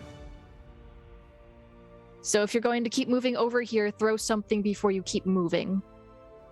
Preferably in not this direction. And as she'll help up. as she'll help Esmeralda up the rope. Nice. So Esmeralda, you can assume that Midnight has, pulled the rope up while you're climbing it now, and you're up there too. Krim, you're up. With a bolt, he launches himself into the air. Look out! And he screams headlong, carrying both Ireena and Mira, crashing into Midnight, shooting out of the exit. Oh, whoosh. So the only one left, everybody's up at the top, and the only one left is Savorie. And it's Esmeralda's turn. You see Savorie down there, the body pile getting closer and closer to her. How tall is the room that we're in? Or the room that we were in? 35 feet to the floor from where you are. Okay. Because what I'd like to do is, if I can, shoot a firebolt kind of over here to try and get the beastie's attention. Would I be able to get it over the creature? You are, because it's basically it's a 40-foot hill, so there's ways to get past it, right? On either side. Yeah. So Esmeralda is gonna send a firebolt at like this, try and just to like create some kind of distraction. Okay. And you see immediately as soon as the firebolt hits, the creature begins to turn its mass towards that as well. And it's the creature's turn, just in time, and it doesn't know what to do. It's looking around, and it's going to you see it like start to undulate and pulsate kind of thing from inside, like the whole thing's starting to like, get these ripples going through it, and it's getting ready to do something, but you can't tell what. And Ireena and Mira are supposed to be up already. there. Yeah. Yeah, with Krim. And Avery's up. Okay, then I will try to pick up one of these wooden splinter tables or whatever and toss it that way.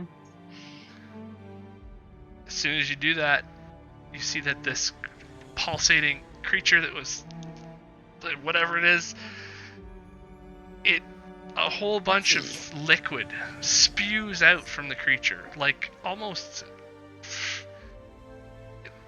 like a balloon or something getting dumped, as this bile of necrotic fluids just absolutely. Avery is gagging at the smell in this room wafting through this area now, because it's almost like embalming fluid mixed with rot, and it's just none of it makes any sense to be having all of this coming out of this creature, but it is like a necrotic mess, a chunky soup of necrotic damage that you would have had. Got it. Cool. As she grabs the rope and pulls herself to safety.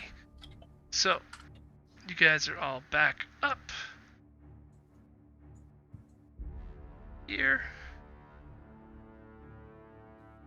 Yay, we didn't die. Oh no, Krem dropped all the fingers in the basement.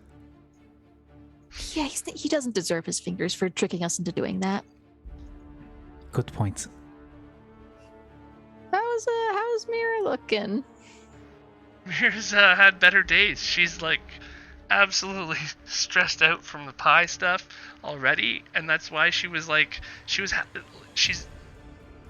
tell you guys she was having some kind of she was seeing something there when she was behind the barrel, but that's all she wants to say. Damage-wise, she looks pretty messed up, I'm assuming? On this map, she's at full health, but yes, she's supposed to be pretty ouchy. She was at 7 plus...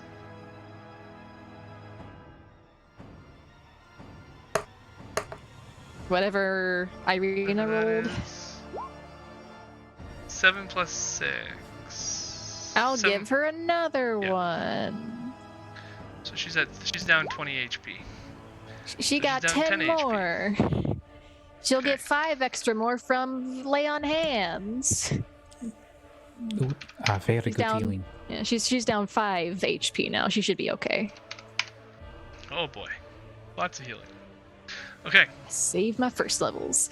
So everybody's kind of doing okay now. You've come out of the basement. You've got no fingers for him, but we got questions. Who wants to tell the abbot that we did not get fingers? I'll tell him. I don't have a problem telling him. I have lots of other things to talk to him about. The biggest problem about why there's a giant flesh monster in the basement. Yeah, I think the giant flesh monster will negate the fact that we did not get the fingers if he doesn't already know about it. Yes, Krim does not know how to really process that, so it was going to go into the not think about vault. Yes. I wish I could do that with my nose, because my nose is never going to forget that smell. Oh, yes, I am very keen eyes, but the horrible smell. These eyes unfortunate for you that you do not have bird beak. start moving. So in the time that you guys are downstairs, the abbot is trying to console Chris, and he's basically saying, you know, that's going well. The robot human trying to like reach out and be passionate. It will be all right. You do not understand everything yet. Hopefully, you will understand soon. As you guys come in, you see two Eldritch blasts, like miss and hit the wall. What do you mean it'll be done soon?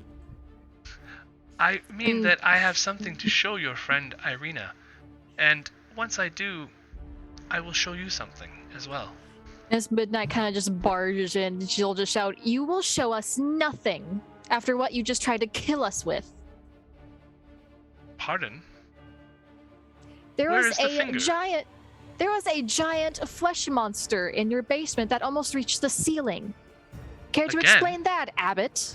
The fingers curled away. I was not aware it had come together again. It? Again? Well, sometimes the parts enjoy being together again, and I have had to separate them before. The power That of the thing- green gem is strong.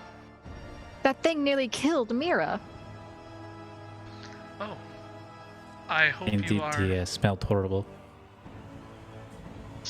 Mira should come over here with Ireena again. I hope you are not hurt. And Mira's like, well, not as much as before, but, you know, and then the abbot will Sassed.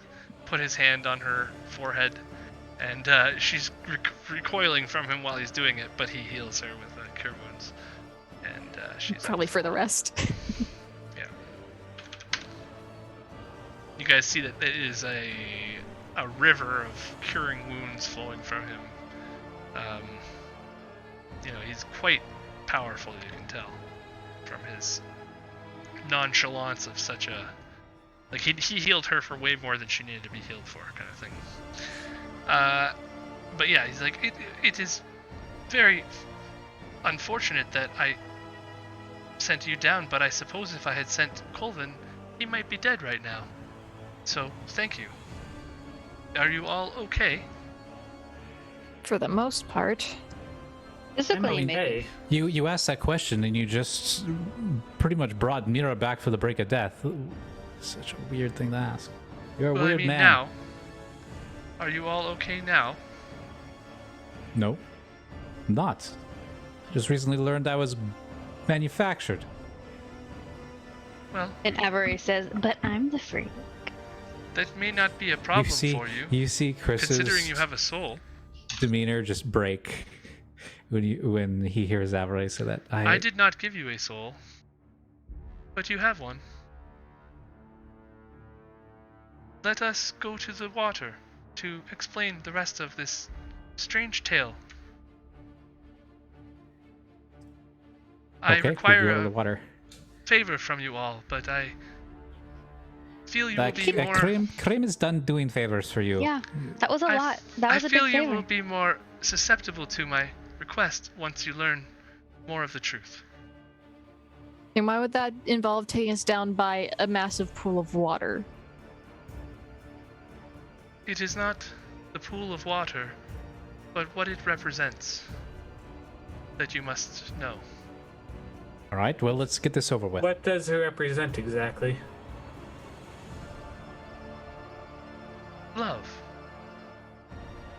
Whatever, you're a freak. And I'll see you all at the pool. Chris goes to the pool, where I assume he knows where it is. I have no Yeah, idea. Chris would remember that there is a pool down in the village. So, but yeah, He the abbot will blazes. start to follow you as well. Be like, oh good, we are going now. Very well. And so he'll bring you all, I guess we... why not? I'll just bring the tokens, why not? Copy! We're going back to the village.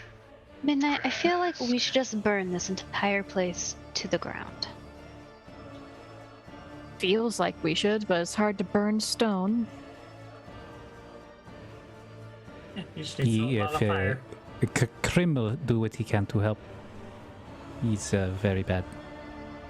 Okay, so you are all now Before over here. midnight. I was gonna have midnight do something before we left.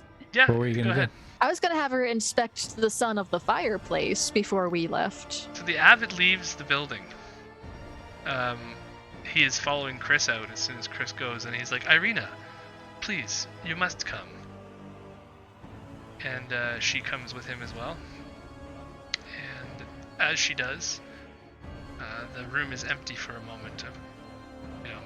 Midnight is the Savorie only will one be there. will be your lookout.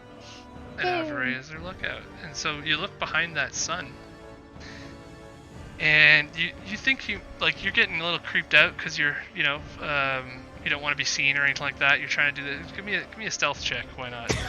Give the big thing the stealth You're check. doing this. Yeah, exactly. Disadvantage, right?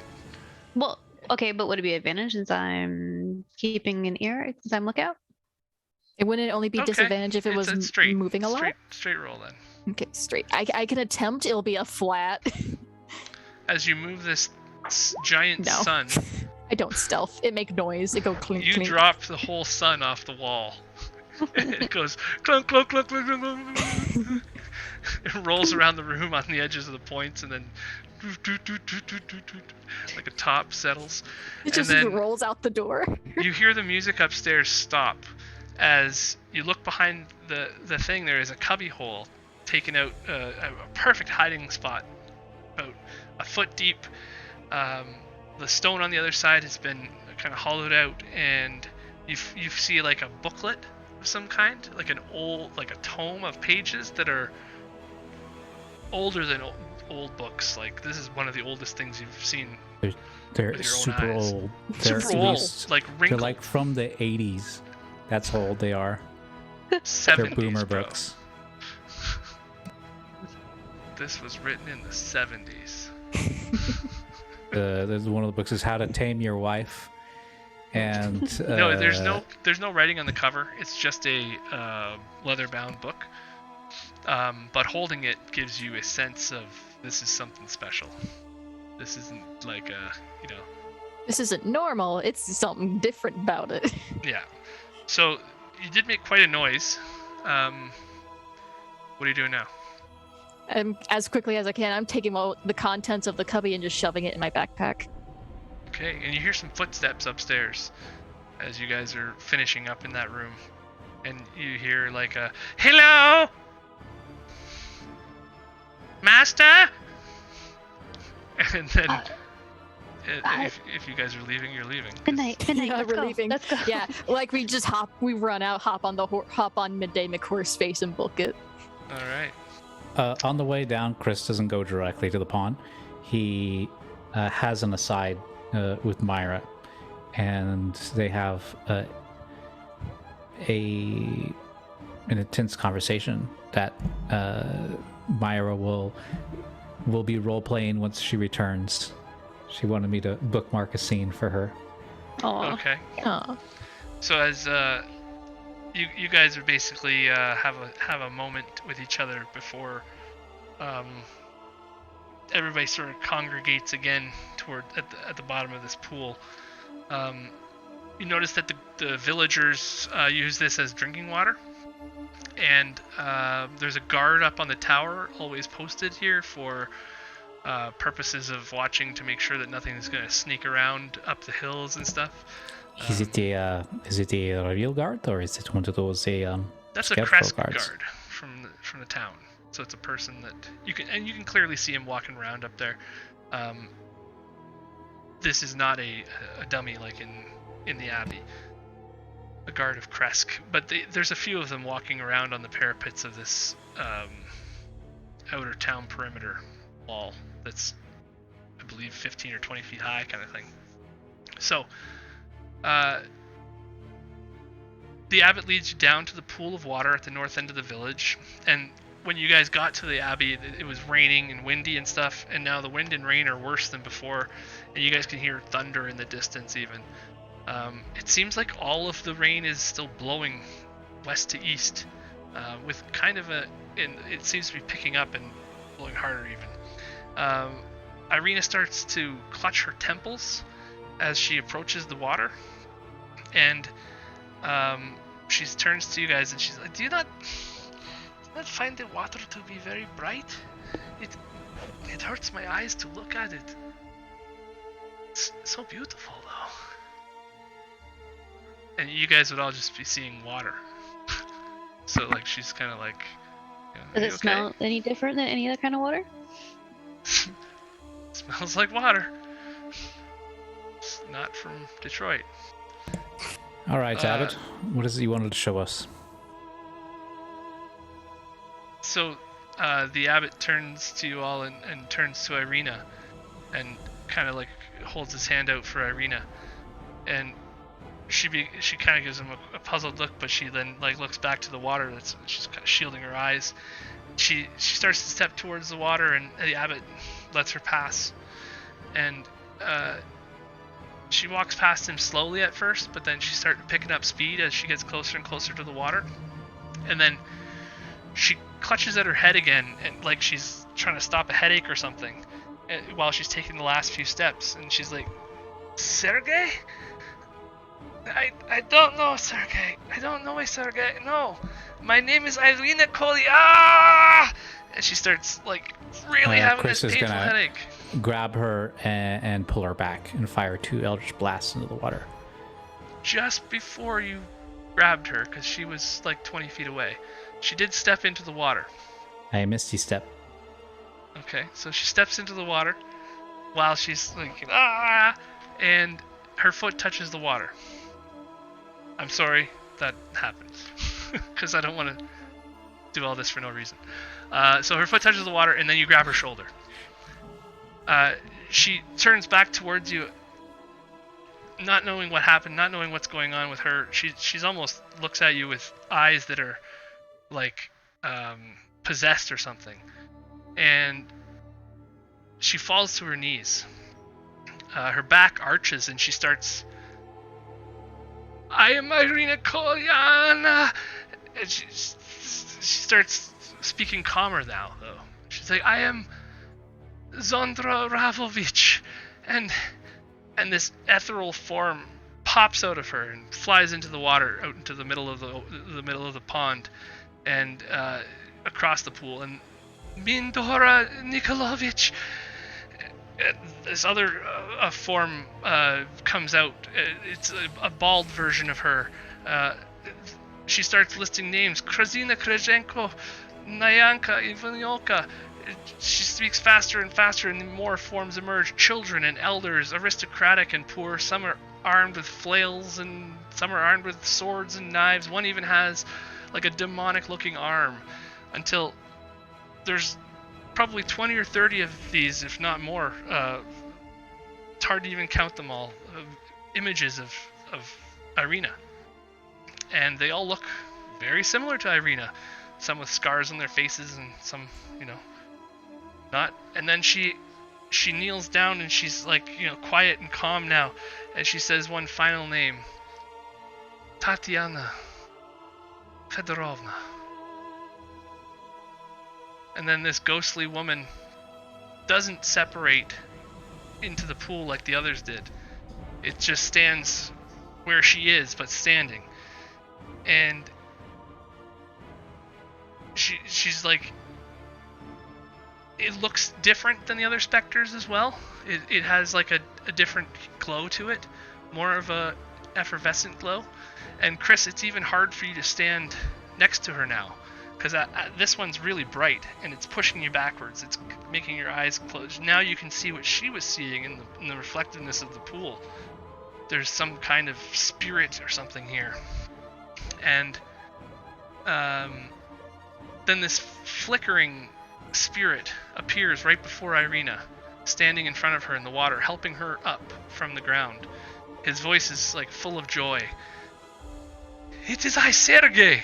Oh, my love, I never doubted we would reunite.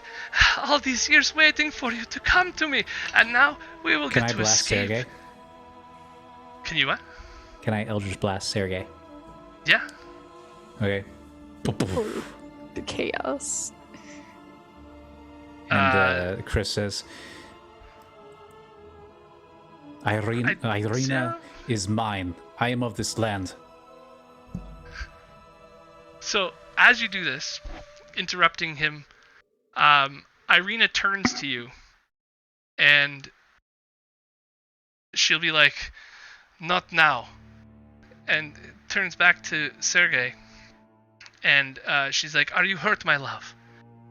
And he's like, "No, but we must leave before my brother realizes you are here." And he's clutching at his chest, and he's like, that was not pleasant, kind of thing. And he's like, come, this is our chance to escape. And Ireena turns to you, Chris, and helps you up off the ground. And she's like, "No, Sergei, I cannot leave these people. You heard them. I cannot just abandon everything." He's like, "You can't forget our history, Ireena. I've waited for you for years. Who cares what my brother? 63 lifetimes. 63 times. 62 deaths. No, escape is not an option. I remember far too much now. But with my memories now, we will succeed. I have found these friends. They will not let me fail. If you must leave, my love, I cannot blame you. But we will stay and fight." And you hear the abbot's voice.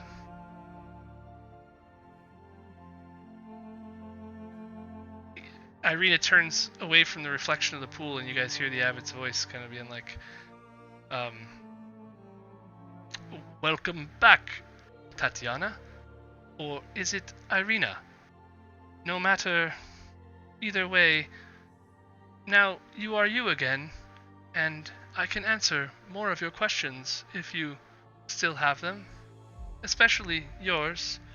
And he looks down at Chris. And we will take our break there, I think. So many plot twists. Yeah, I know. So I'll let you guys dwell on that one for a minute while we go to an intermittent break. Now, Merelda is so lost right now. That makes sense, because, like... Yeah, that would make sense for that character.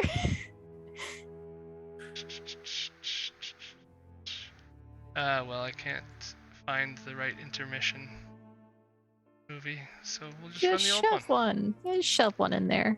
We'll just run the old one. Just shove it in there. It's fine. See you guys in 10 minutes or 15 minutes. Bye for now.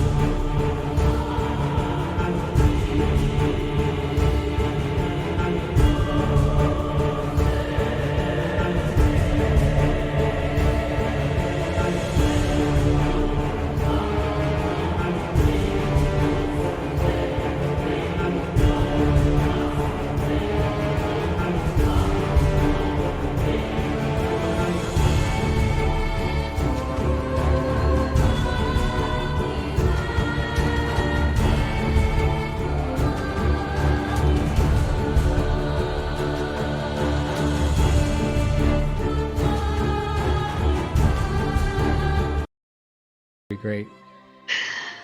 Hello, everybody, and we are back. Like Can I a hear boomerang. Cool. Welcome. We knew that was happening. Yeah. You guys didn't see the thumbs up? No. Please. Oh. I No. totally Sorry about I did.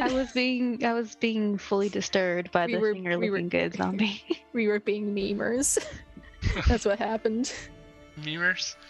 Okay, so right before break, Ireena,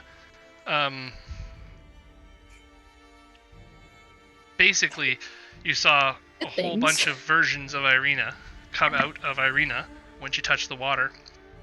Chris tried to intervene because it looked like she was in pain, but when he was like he wasn't able to stop her from getting don't into assign the water. that value to Chris. Chris tried to intervene because his possession was in danger. Okay, well, Like yeah. he said that he owns her, and that he is Abusive of the land. boyfriend. Yeah, and So- he didn't, Abusive racist boyfriend, mayhap. and he was not speaking in his normal voice either.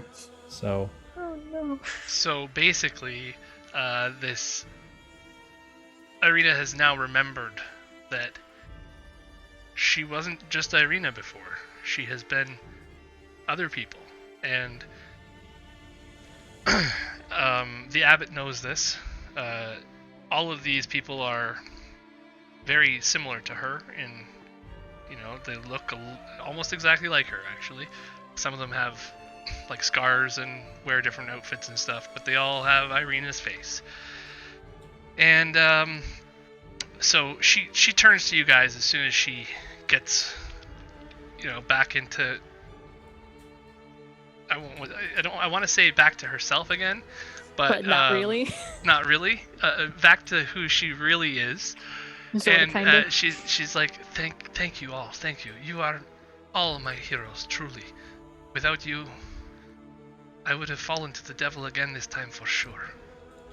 And the abbot's like, yes, welcome back, Tatiana. Or is it Ireena?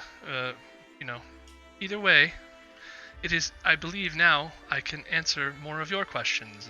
He turns back to Chris. And when he turns to you, Chris, why was I made? While he looks at you, he waves his hand towards the pool. And the pool sort of disappears for you. Everything around you sort of disappears. Everybody. You're now. It doesn't look the same as before. It's not like actually ghostly apparitions. These are sort of, you can tell these are more of an illusion. This is sort of an illusion spell the abbot has cast now to tell you all a story. And you hear the abbot's voice. Long before Strahd had set his sights upon Ireena Koliana, there was a peasant woman from Berez named Marina. He pauses and looks back at you, Chris. I hit the start button to skip. The vampire Strahd first met Marina in this village on the small shore of the Luna River. Marina bore a striking resemblance to Strahd's beloved Tatiana, both in appearance and manner, and she became Strahd's obsession. The abbot waves his hand and a new image appears. On the edge of the water in front of you, you see a lifelike version of Strahd talking with a peasant woman. She is soiled and busy cleaning many sets of small trousers and shirts, but her beauty was clear to him there. You can see that he was looking at her like she was clearly the love of his life. He tried to seduce her and convince her to be his. He told her a tale of tragedy and loss that ended with the death of Tatiana, and explained to her how she was the one he has been waiting for all this time. This was the first time in many years that Strahd had found Tatiana's new reincarnation. She looked terrified of him when she responded, and you see the image of this woman named Marina that looks like Ireena. She says, "You are the one they call the devil Strahd, the tyrant who stole these lands in a bloody conquest. How can a man who has taken so much life from this world, such as you, truly love anything?" He pleaded with her. "The years of war have certainly left me stained, but Long ago, you were to be the cloth that wiped my filth free and renewed what was underneath. I have lived here so long, hoping for a second chance to make you mine, and now you are here. I cannot simply forget you, my love. And he reaches out his hand for her. She recoils from him, though.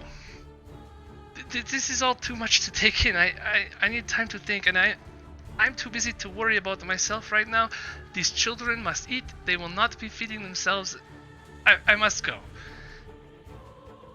He stoically and reluctantly agrees, the image of him.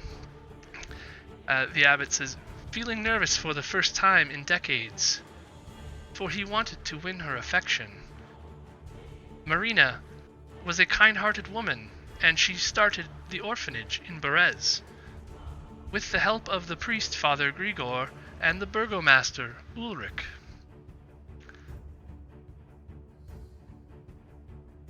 Then this is where he turns to you, Chris, and the images disappear again for a second.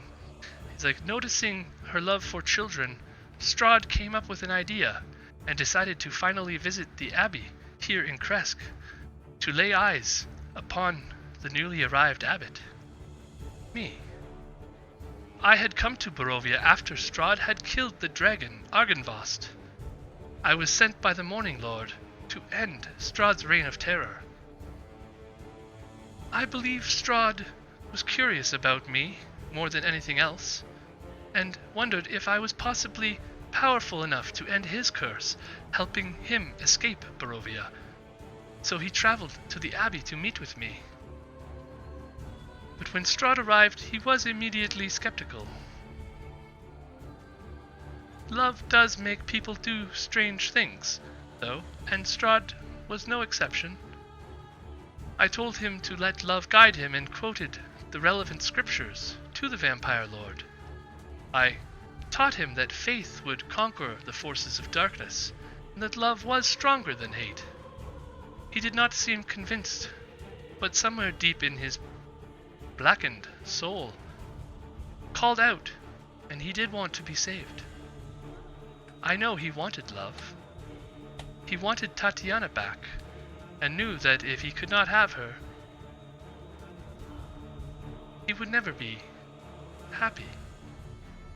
He wanted salvation, I believe.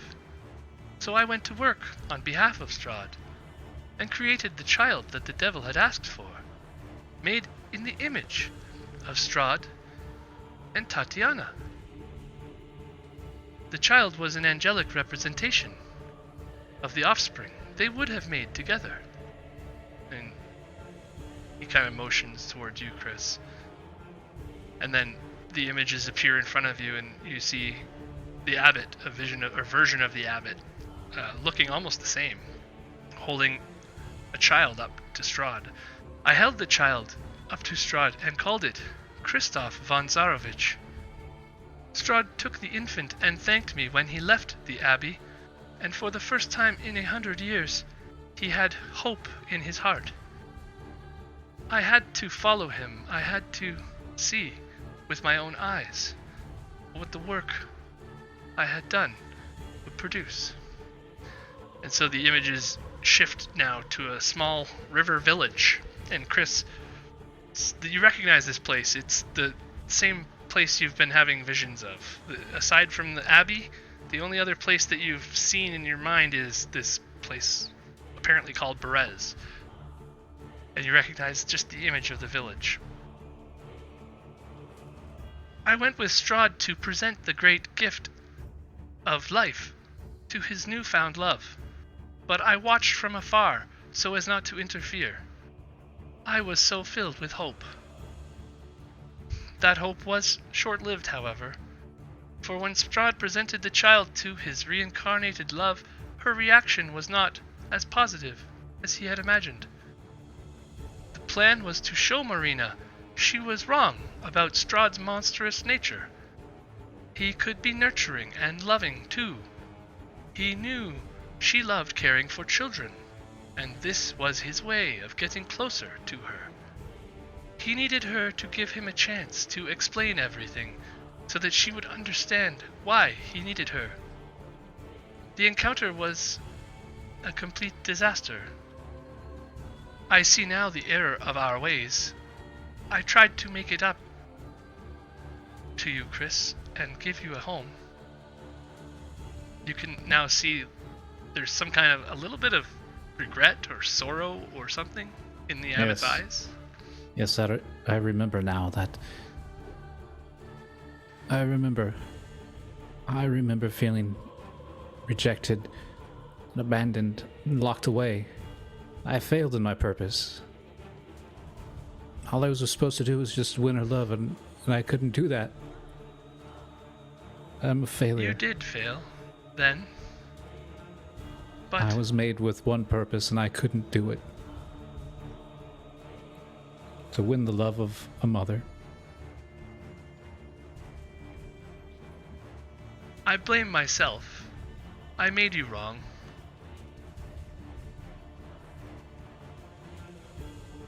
I apologize, Chris. Christoph. Whatever your name is now. Do you not recall any of your life here, like, aside from the suffering? Why do you go by Chris now? You're right. You did make me wrong. I want nothing but death now. And Ireena hears this, and she comes over to you, and she looks you in the eyes very sorrowfully. And she's like,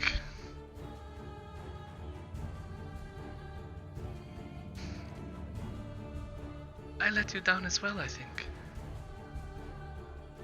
You are somehow my child. From what I hear. And I cannot accept your apology. You're perfect. I am no different than those dregs that walk the halls of this building. I'm a fabrication with one purpose. And I have failed in that. I have always felt empty, hollow. And upon returning to Barovia, I finally found like I was home. And now I realize that I am nothing more than spare parts. But do you not see, Chris? That is why I brought you here and told you this. You somehow have a soul. Now. I can see your And soul. what good is it? I do not know.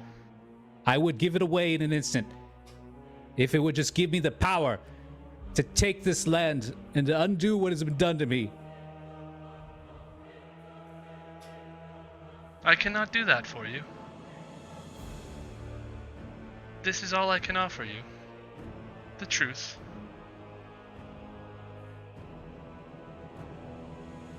Yes. Yes, I know, Abbot. The struggles of mortals. Our consternations and our pains are beyond your ability to understand. You're nothing more than a machine, incapable of reason, thought, and love. And that's why I was made wrong. The place where I came from never knew love. We did what we could. The other children are all dead now. At least you got away. Some of them were turned into mongrel folk after the attack. But I've heard enough. I've heard enough. many of the mongrel folk got free one day. It was not a pleasant sight. The town barely recovered. But it was good you were gone for that. I don't care. I should have died with them. That disappoints me to hear. I thought your being back was fortuitous, especially with Ireena here, or should I say Tatiana. Which brings us to the reason I have shown you all of this. Tatiana, Will you understand now why I require your face?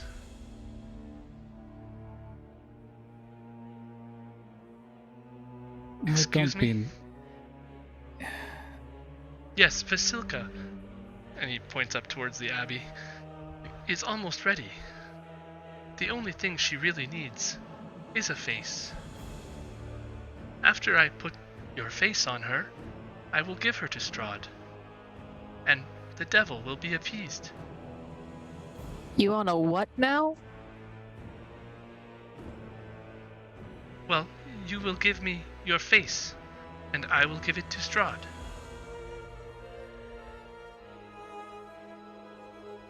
He has asked me to do this many years ago. He will be very happy.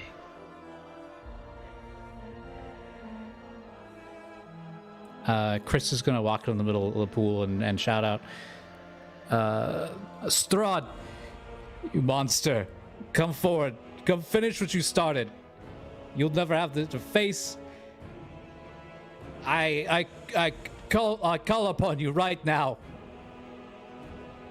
As you do this, everyone's kind of like, whoa, what's he doing kind of thing. Like, especially Tatiana, she's like, you know, what's Chris doing? And you hear a really loud crackle of lightning and thunder, getting a lot closer than it was before. The winds pick up and the rain is going sideways almost now. Everybody has to shelter their faces from it. And, but that is all that sort of happens at the time.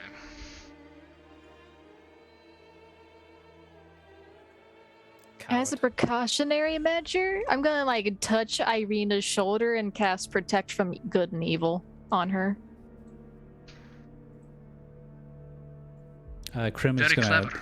gonna walk up next to Ireena and say, "Yeah, did you say the word? And I can fly you very far, very fast." Thank you, my beautiful feathered friend. I think we will need to help Chris in this time. That man is I did try to save he's him, going to but- cut your face off if you stay here. Yes, I'm not keen on letting that happen, especially after I've come this far.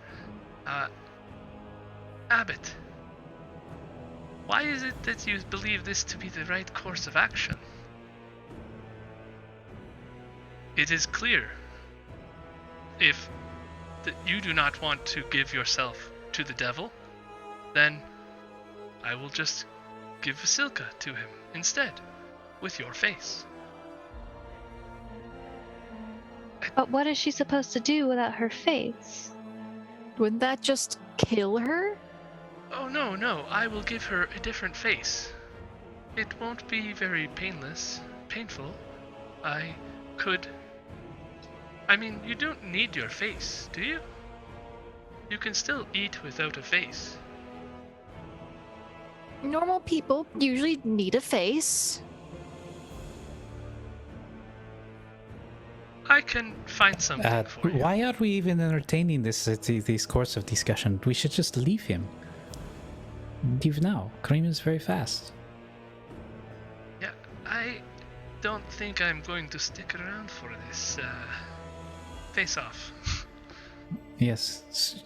Do you want me to go with you now? We go fast? Go far?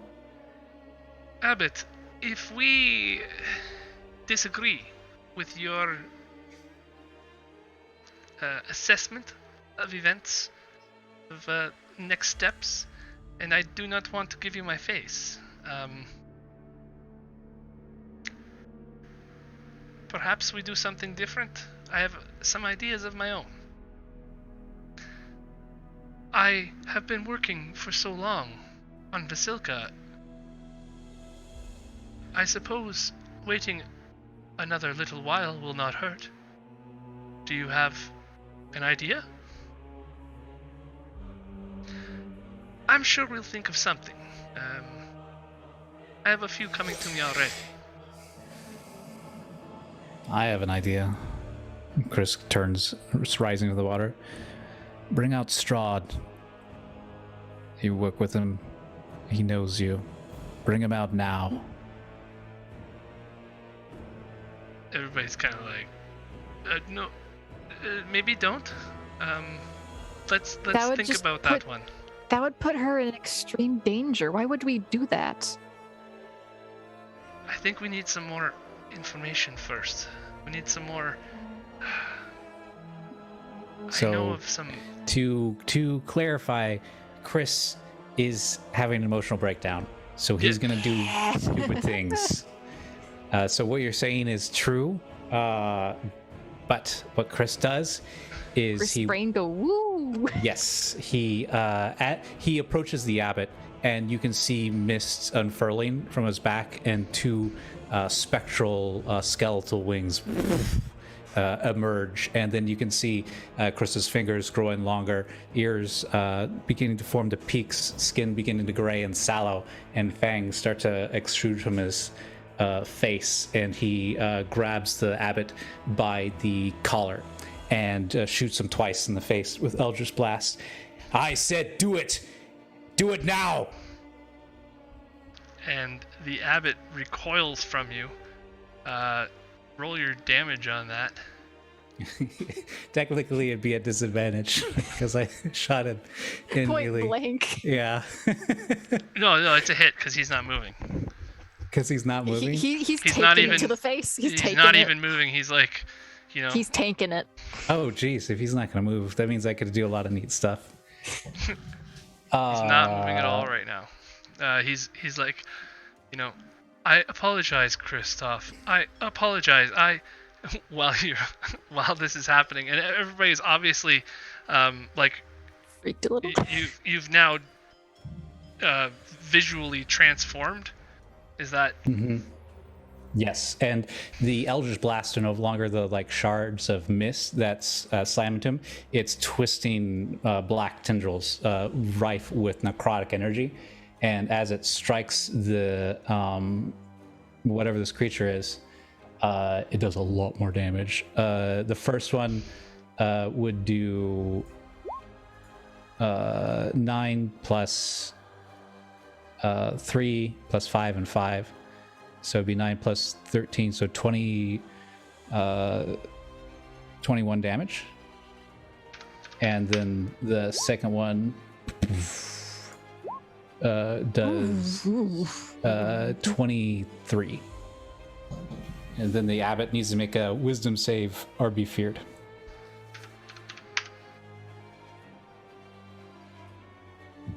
You can see that he's clearly parts of his face have come off. He's clearly injured by your attack, but he is also clearly not reacting to it at all. Out, Strahd. I will not suffer under his heel. I demand revenge. I was to call Strahd here once Vasilka is complete, and he's getting hit in the face more. Again. So as this is going on, Midnight being a big robot of concern right now, kind of just steps in front of Ireena.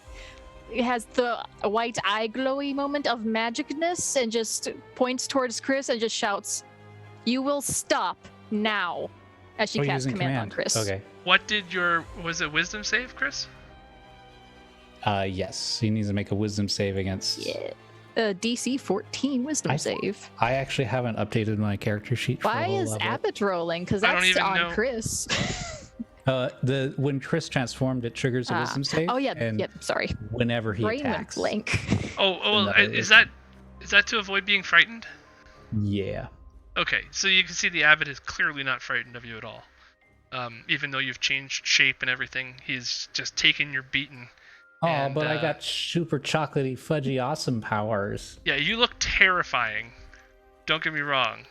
The only reason that he's not reacting is because he's the abbot. Because plot armor. Abbott. Okay, so I do 2 more damage rolls against him. Well, you have a wisdom save to make. I have a wisdom save. Yes, Midnight. for command. against command for you to stop what you're doing. You pass. Damn Yeah. it.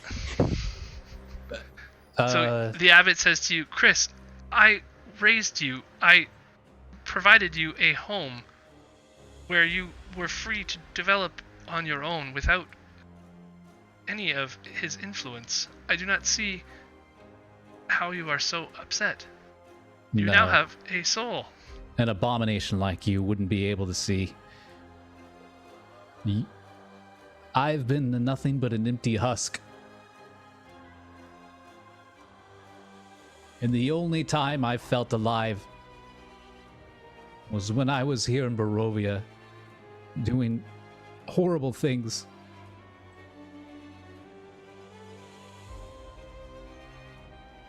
I always wished I could intervene, but I felt that I had already messed up. I am sorry if I She did could not. have intervened. You locked me in a cell. You fabricated me with no soul. Only to keep you safe. And only because I wanted to end the curse. More shooting. I'm done talking. Shooting. All shooting. I'm just like looking over at like Avery. What should we do? That's another. That's I get plus 13 on the first roll and then plus 8 on the second. I think. Oh, to hit. No damage. So it'd be 7 plus 13. So it'd be 19. 7, 8, 9. No, it'd be 20. 20.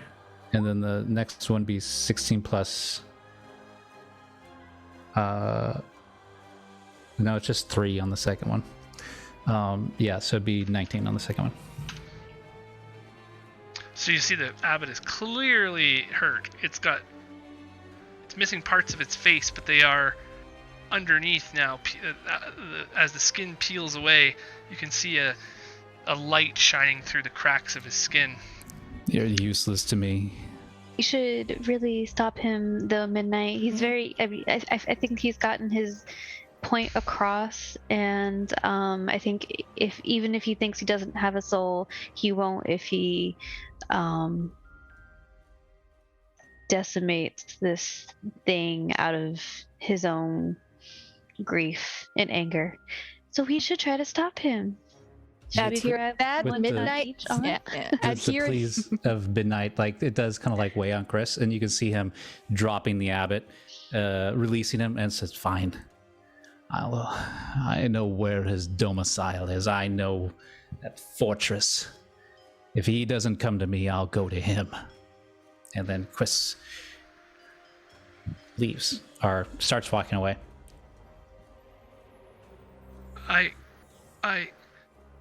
This is not what I had planned. This is...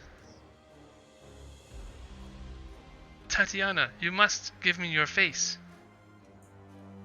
He's like staring at the pool still, and Tatiana's like, I do not think that is happening today, Abbot. And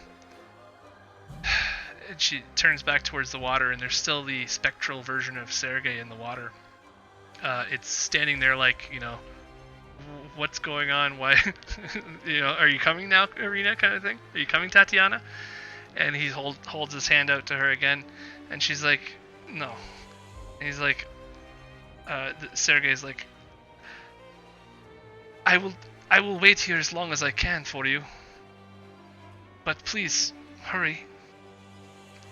If there is anyone in need of healing. What sort of healing? This pool can provide healing to anyone who requires it, once only. I've been here many years, providing for this community a fresh source of water. This is all I can do. Ireena, Tatiana, I will wait here for you. Type of Please healing return. is he referencing, though? It appears to be... Well, you can give me an Arcana check now that you've been near the pool for so long. We can certainly try, And because I'm gonna not good see at that. if the rewards page Mostly has stuff. want to know if Yeah. it could be a type we of have healing that stuff. could fix Chris's mental breakdown. Oh, Wow, I have advantage from Rio Lancelot. Avery has have advantage. advantage. Davison.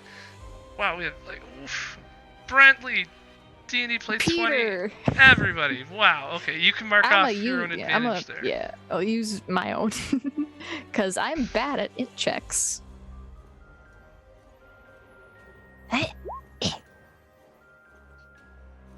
Okay. So yeah, you can tell that these waters, because of your connection to Ezra as well, and the healing that she provided in the mists, she was the watcher of the mists, basically. From what you know, she was the protector of those within who could not protect themselves, and this is similar to a sanctified place that you've heard about in writings and things about from the research you've gotten so far. Basically, you can basically tell that anyone who drinks from this has basically the properties of a greater restoration spell, but only once. I feel like the crunchiness of what's going on is exhausting part of the narrative momentum. Some of it. So the abbot's like, Ireena, Tatiana, I will wait with Sergei here for you. Please do not take too long before you come back. Give me your face. I will be waiting eagerly. And he rushes his hand across his face, and all of the damage that Chris had done to him disappears. Goes back to his old face that you guys knew before.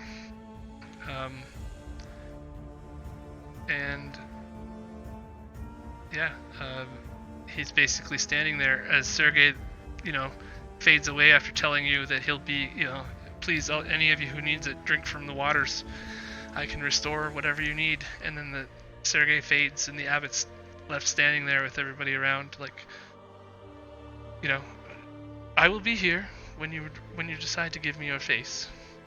And everybody's obviously dealing with Chris being breakdowny now, and Tatiana is actually or Ireena. I prefer Ireena right now, I think. But yeah, she's heading for Chris to try to console him, to try to be like, no, what has happened to you? To do the emotional thingies that Midnight is not good at. She basically considers you, in a way, her offspring now, and she is looking at you with such pity and such disappointment in herself. She's trying to like reach out and hug you, but she doesn't know what to do, and she's like, I'm so sorry, Chris. Can you come with us, and will you be okay? I will not. That's all right. I never mattered. Don't Ireena, say things like this.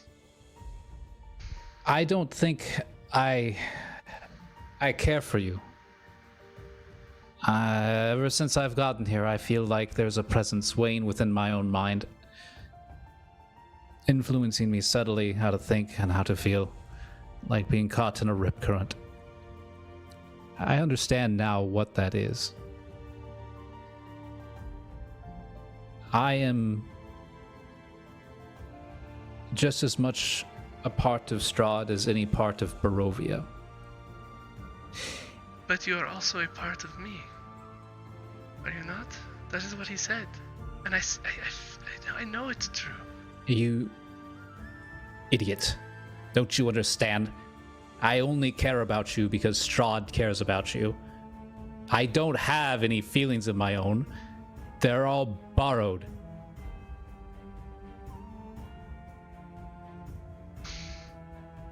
If he likes you, If he wants you, I want you. If he detests you, I detest you.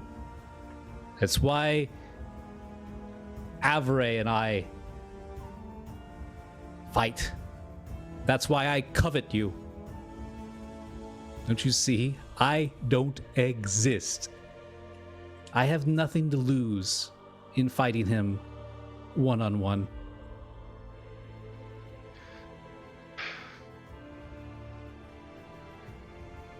You have no idea how deeply sorry I am that I was not able to raise you myself. It was his fault that I was not able to.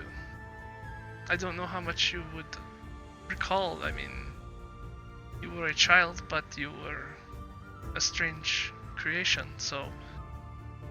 But when Strahd left me in the village with you,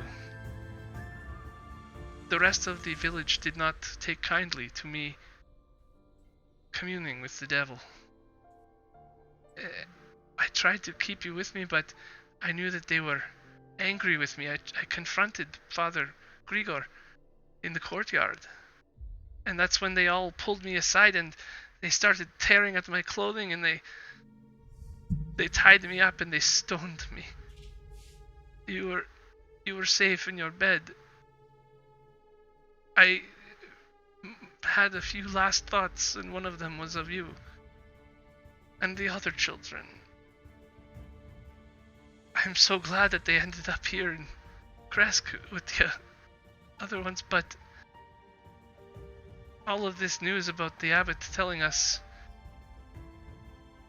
that some of them are dead, all of them are dead except you, none of this is right. This devil's work has to end, and if you are willing to come with us to help kill him, then I'm sure at some point you will find your salvation.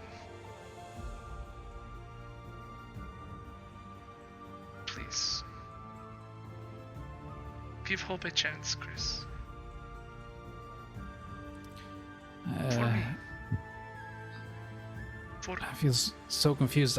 I feel like I have two memories. I have one at the Abbey about being rejected, and I have a memory of you taking care of me, a different you. Which one's real? Unfortunately, you have lived a very strange life, and I believe both are. But you are not alone in this. I've lived a strange life as well, as you can see. I'm just starting to remember all of the things that I have done, and I have done quite a few things.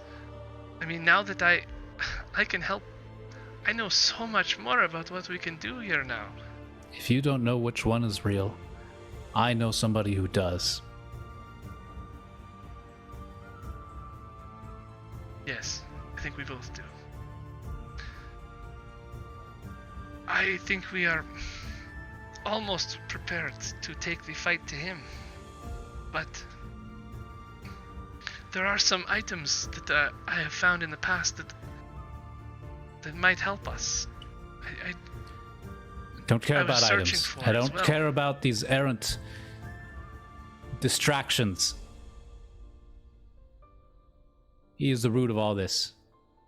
I will pull it out, with or without you.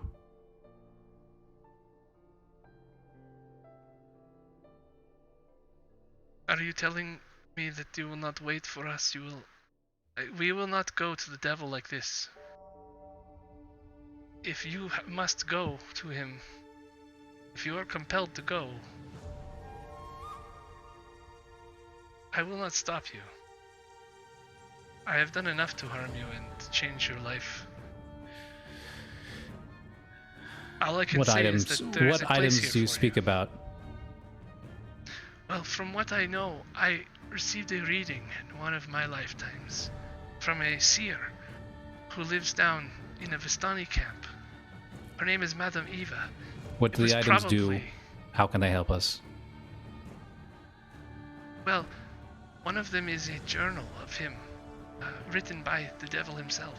Journal? Yes, it will detail about why. It will tell us why he was here, what started this whole thing, and maybe give us a way to stop it. That's the only one that I know of specifically. But there is also some sort of symbol, a holy symbol of some kind. And I know that if I don't know how we will find them again, because it was many years ago when I met this seer. But perhaps there is another Vistani who can help us. I am sure Madame Eva is gone now. If this other Vistani cannot direct us where these items are, I will depart. And I don't care if it is alone. Okay, fair enough. I guess we should maybe get a night's sleep. I am personally quite tired. Ireena, I stopped sleeping 4 days ago. No longer do I even hunger for food. Don't you see what this place does to me? Chris, I'm so sorry. Maybe we have a Don't apologize to me. ticking stopwatch on this situation. And we should not wait here too long before we make our move. Yes. It seems he is very disturbed, yes? Just Fine. looking around to the rest of the party. Oh, she was all right there. Understandably Was she so. right? No, we were off She by was ourselves. right there. I was like, Yeah, why is she we're turning all- around? She's first- way over there, cause Yeah. yeah, Gotcha. cause that was. Cause I was thinking, like, why is nobody else chiming in? If I heard the thing about Madame Ava and we were over there, I would have chimed in saying we already been there, but that hasn't happened. Yeah, I or was been like, why brought is up to nobody the rest of mentioning us. anything here? So for the catch up, so Chris is at the wagon at the entrance, and he tells Ireena, "Fine, I will wait here. You go get the others, and you guys can have the rest of the session." I feel like No, it's been You great. did a good. You Yeah. did a big good. So yeah, Ireena returns to everybody and says, I think Chris is very troubled, and I take Do you responsibility think this for water him. could help him? It's No. supposed to be so magical. No, my love Sergei waits there for me. He will provide healing for anyone who needs it. You, in particular, Savorie, may want to think about going in there. Why? I'm perfectly fine. Some might say you are afflicted with a curse. that's racist. Now, I have lived long enough, many lives now, and I understand things are not that simple sometimes. It is a very big choice, one you do not have to make today. Sergei will wait for us. He will be here, and you will be able to enter the pool anytime. So what did you have to discuss with Chris that would make him not run off into the distance with his new wing things? That was very creepy. I will admit I've never quite seen that, but after hearing, I know the abbot was telling the truth. He is my son. You don't think all of that is cause enough for him to be having a freak out midnight? It's understandable. Yes, he's having a little bit of a break. Don't know if that's ever going to be fixed, but I think his brain broke. He's not really my son. I mean, he's the son I would have had if And the devil and I had a son. So it's not really the same, I guess, but I feel responsible for some reason still. And I don't want to just let him suffer. He's suffering. of course he's suffering. He just found out he was created part by part and is Strahd's child, and all of that. Yes, I mean, well, I this don't- abbot I over don't here blame did not do him. him any favors. Well, I don't blame him. If I had the chance to get revenge on the one who turned me into what I am now, I would probably do something very similar. Yes, that makes sense. But Perhaps he is just angry and he will. understandably down. so. But I it's don't possible. know very much of Chris Midnight, but he doesn't seem to be one that calms down. After what transformation just happened, I don't know if there is a calm down. I fear the same. Which is why we must move quickly. I mean, from what I know. Before we leave, I want to try to grab some of that water in a bottle or flask or whatever I have to cork up and take with me. Okay. So you cork some pond water, and you see Ireena, smirk a little bit with one side of her cheek, and while she turns away, and then she turns to Mira as well, and says, "I know you've been having some issues as well lately. Perhaps you would like to." Sippy sip. And I believe at this point, I'm gonna play Mira's character for a second. Just to have her She- sippy sip the water? She runs over to the water and starts chugging some water. She has a little sippy sip? And she's like, "No more pies!" And yeah, she's in there drinking water. You can tell right away she has like a, "Oh my god, that's so good" kind of look on her face, like a Better beer than commercial. pie. Yeah. It's like a Barovian beer commercial. So yeah, Ireena will be like, "Okay, I think we should all go back to the Abbey and retire for the night. Should be safe there." And she gives the abbot a questioning look. And he's like, "I will make sure that you have rooms upstairs. I will also go talk with Chris if you require. I heard your conversation. It seems he is still upset. Maybe I can convince him otherwise." I think you talking to him again would just lead to him trying to blast your face off again. If not more. Very well. I will allow you to do the talking. I will be in the Abbey if you need me. Basilka, come. We must continue our dance lessons. And he goes back to the Abbey with the bride, as right now it is pretty hard for you guys to stay outside anymore because you're starting to get numb fingers, numb toes. It's getting pretty darn cold outside, as these winds are still increasing and the rain is still coming down. So, just because Mira's not here,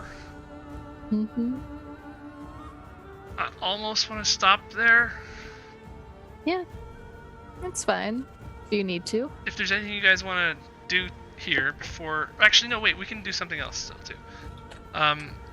So you guys all settle in. The abbot is not here in this room with you anymore. He is upstairs doing some upstairs abbot stuff, which you now know is dealing with body parts and things like that. Would we really want to stay here? That's okay though. I Yeah, want to well, flip through that. Yeah, I just want to. Krim would say it. No, I absolutely not will stay here. He wants to take faces and put them on human puppets. I want to read that book I found behind the sun in the fireplace. Because after I don't you think all I left, want- I looted something from behind the sun. Excellent. So we do not stay here, yes? Do we have You don't have to anywhere stay else here. to rest? There is, Yeah, I will. from what I you will know, sleep with the tiger. from what you know, the village people, they have told you, do your business in the Abbey and then get out, kind of thing. They all gave you stern looks and stuff when you went to their pool. They all, the only reason they didn't do anything, or the guards didn't do anything, was because they are, The abbot was right there. terrified of the abbot, and they kept their distance. Even the guard on the tower was gone as soon as he saw the abbot. And so, if you guys want to go into the village, you can. If you want to go out of the village, you can. It's raining hard, and Ireena suggested you go regroup here, just for the next little bit to, take a short rest or whatever.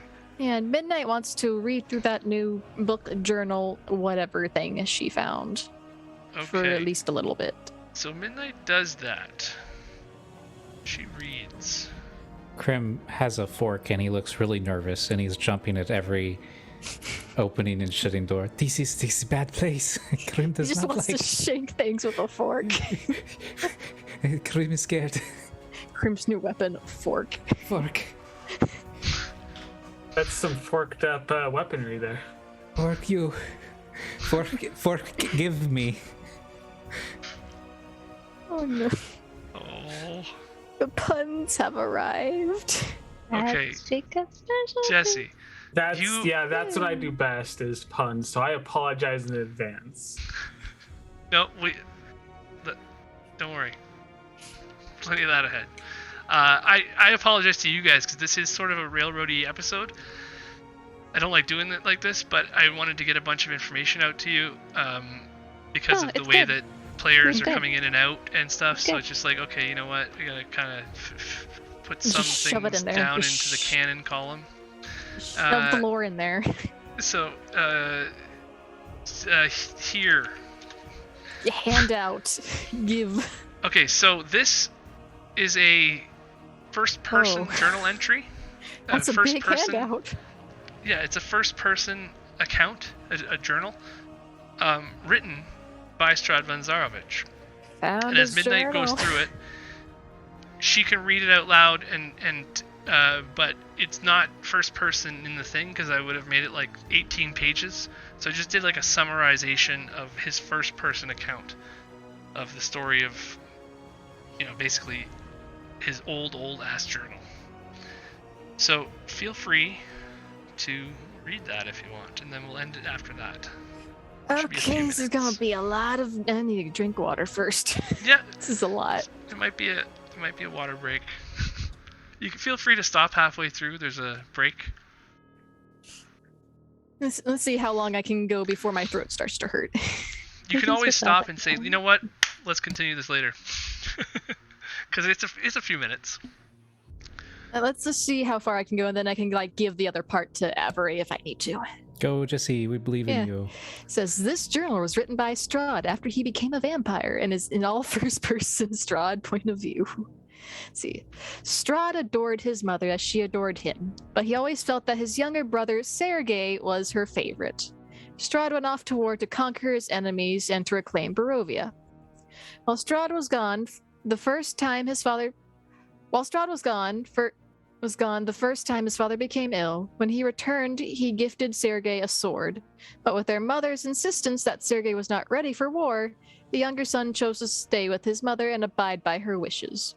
But Sergei promised Strahd that by the time he returned, he would be ready to help take back the lands and do his part for the family. Sergei trained with the sword all day and sparred with their guard captain, who taught him how to use the blade like a soldier. Sergei never used the sword Strahd had gifted him to kill a single man. He would train with the blade and wish that someday he and Strahd could bond as brothers on the battlefield. Strahd's conquests were of a land that his people had given up hope of ever reclaiming. While Sergei stayed home with their mother and consoled her while their father got sicker and sicker, Strahd was off to win this kingdom for his father, not knowing the man's time was soon coming. Strahd had given Sergei the blade in hopes that he would join him in battle, but Sergei never did. Instead, Sergei spent all of his time helping his father stay sane while he was bedridden. They read books and told tales. One night, he proudly showed his father the sword fighting stances and techniques he learned, and his father smiled and told him that he would be a fine soldier one day, but that he would make an even finer king. Should his brother not return. They both sat in silence as Sergei held the sword hilt at his side. Sergei would sometimes invite girls to dinner with the family, insist that they all eat in father's chamber. What's the point of being a king if you can't even change the names of the rooms in your own castle? This is a room, and we are dining here. Looks like a dining room to me. Not long after Strahd left, their father's health declined daily, and before long, he slept more than half of each day. Strahd returned to find his father looking ill and unable to be excited about the way the war was going. Strahd was crushing his enemies, and they were retreating now. One more push and they would be gone from the valley, and Strahd could build them a castle to rival the one they had there. His father told him he was glad to see him and began to cry. Strahd was horrified to see his father so weak and defeated, and pledged to his dying father to end the war quickly as possible. Strahd hoped his father would hear the news and these evil ailments would be defeated when he finally got his kingdom back. He told Sergei to come with him and help him win, but the younger man would not leave his father's side. After Strahd stormed away to win the war without the help of his spoiled brother. When Strahd finally did win the valley, he returned to an empty throne at his home. His father was gone. His mother took the news badly and clung to Sergei even tighter. She began to hate Strahd for not being there when his father passed. Strahd felt unwanted and needed to prove to his mother that he loved her, so he built Ravenloft as a gift to her. A place she would own and live out her remaining years, where their ancestors were born, in a land that was once her dream to return to. Strahd left again to live in Barovia while constructing the castle, telling Sergei to keep watch out for their mother. Soon she would not have to live in the castle where her husband died, and be reminded of her loss daily. He was glad to have Sergei there with her. Strahd assembled a massive group of archmages and had them work tirelessly to complete the towering rock facade overlooking the village. It was truly a glorious palace fit for a queen. But in this time, his mother's grief caused her sickness too, and when he returned, she was too sick to travel. He had a painter come in and do a portrait of her. The portrait depicted her as a young woman, and the artist was so gifted that it lit a fire in the old woman. The artist wound back the years and painted her in her youth, a beacon of beauty. Upon seeing this, she began to obsess with regaining her youthful looks. She bid Strahd that if he decides he must leave her again as he always had before, that he should find a way to help her live forever and be the woman in the portrait again. He reminded her of her best years, being a young newlywed queen pregnant with Strahd. The world was all in front of her, and was all behind her as she was scared to even let him go, but knew he would leave her either way. He was never good with really feeling his emotions, and she could not expect him to change for her now.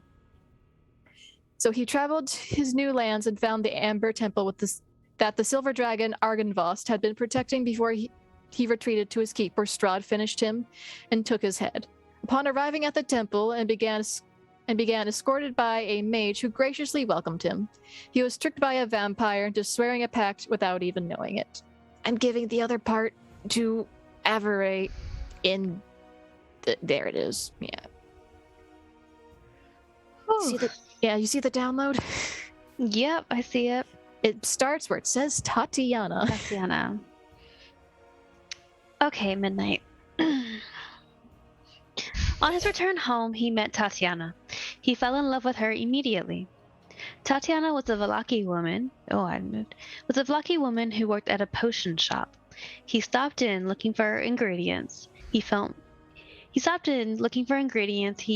felt he might need for his mother's ceremony, and when he saw her, his heart nearly stopped dead.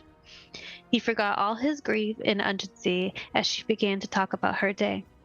Her wagon had lost a wheel, something about running out of ingredients. Strahd offered to help fix her wagon if she would join him for dinner at his castle one day. She refused, saying that kings should not be fixing wagon wheels, sir. He laughed and went outside, asking where the wagon was and wanting to take a look. While he worked, with a mixture of wizardry and brute strength, he talked about his life. She was a complete stranger, but he opened up to her completely. She felt sorry for him and showed him love. He fixed the wheel and still overpaid her for the spell components. She offered him her bed, and they stayed together, barely leaving her tiny bedroom above the shop for nearly 3 days. She invited him to the annual Vallaki Festival of Wines. It was the only celebration that all the citizens could agree on, so the only one Vallaki ever held, and it was only once a year, so it was an important event to them. Strahd told her he had to leave and return to his mother. He hoped she would come along and meet her and his brother. They would tell her of his tales of conquest, all the stories he wrote to them of the battles he'd won for father. He was sure they would exalt him for his gruesome work. Instead, he always felt like he was doing something wrong, and he was met with sideways glances and short conversations that always ended with him getting mad and having to apologize to prove he wasn't an animal. The years of killing dragged on him, and their impression was so deep that he could not simply wipe it away. It would take time and love and care, and now he had found the woman who made him feel that all was possible, and maybe they were right after all.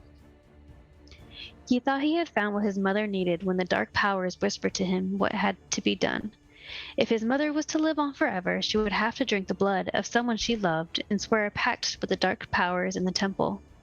Deep down, Strahd thought he would sacrifice himself for her, end his pain, and might make her dream come true.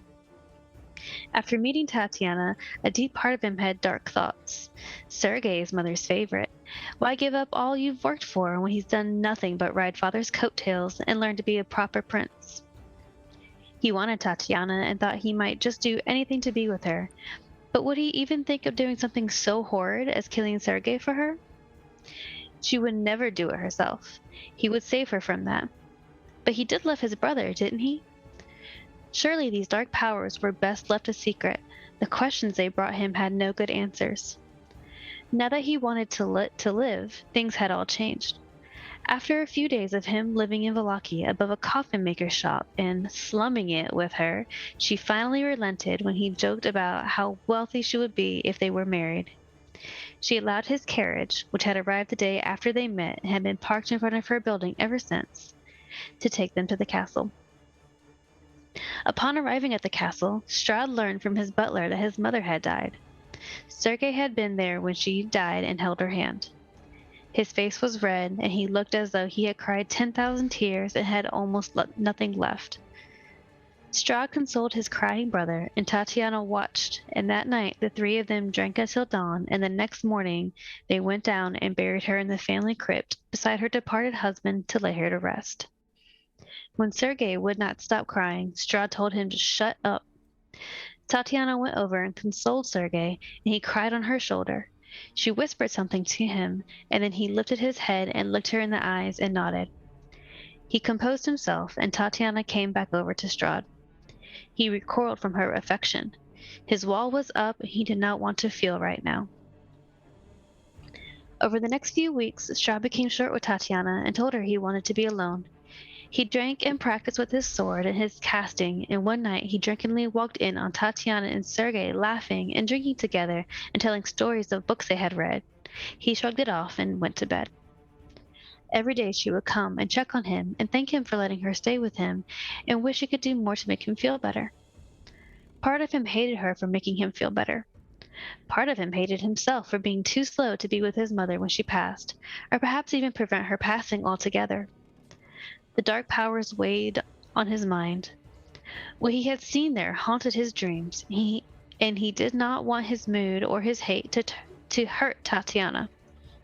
One night, he decided to get some air and took a walk around the ramparts.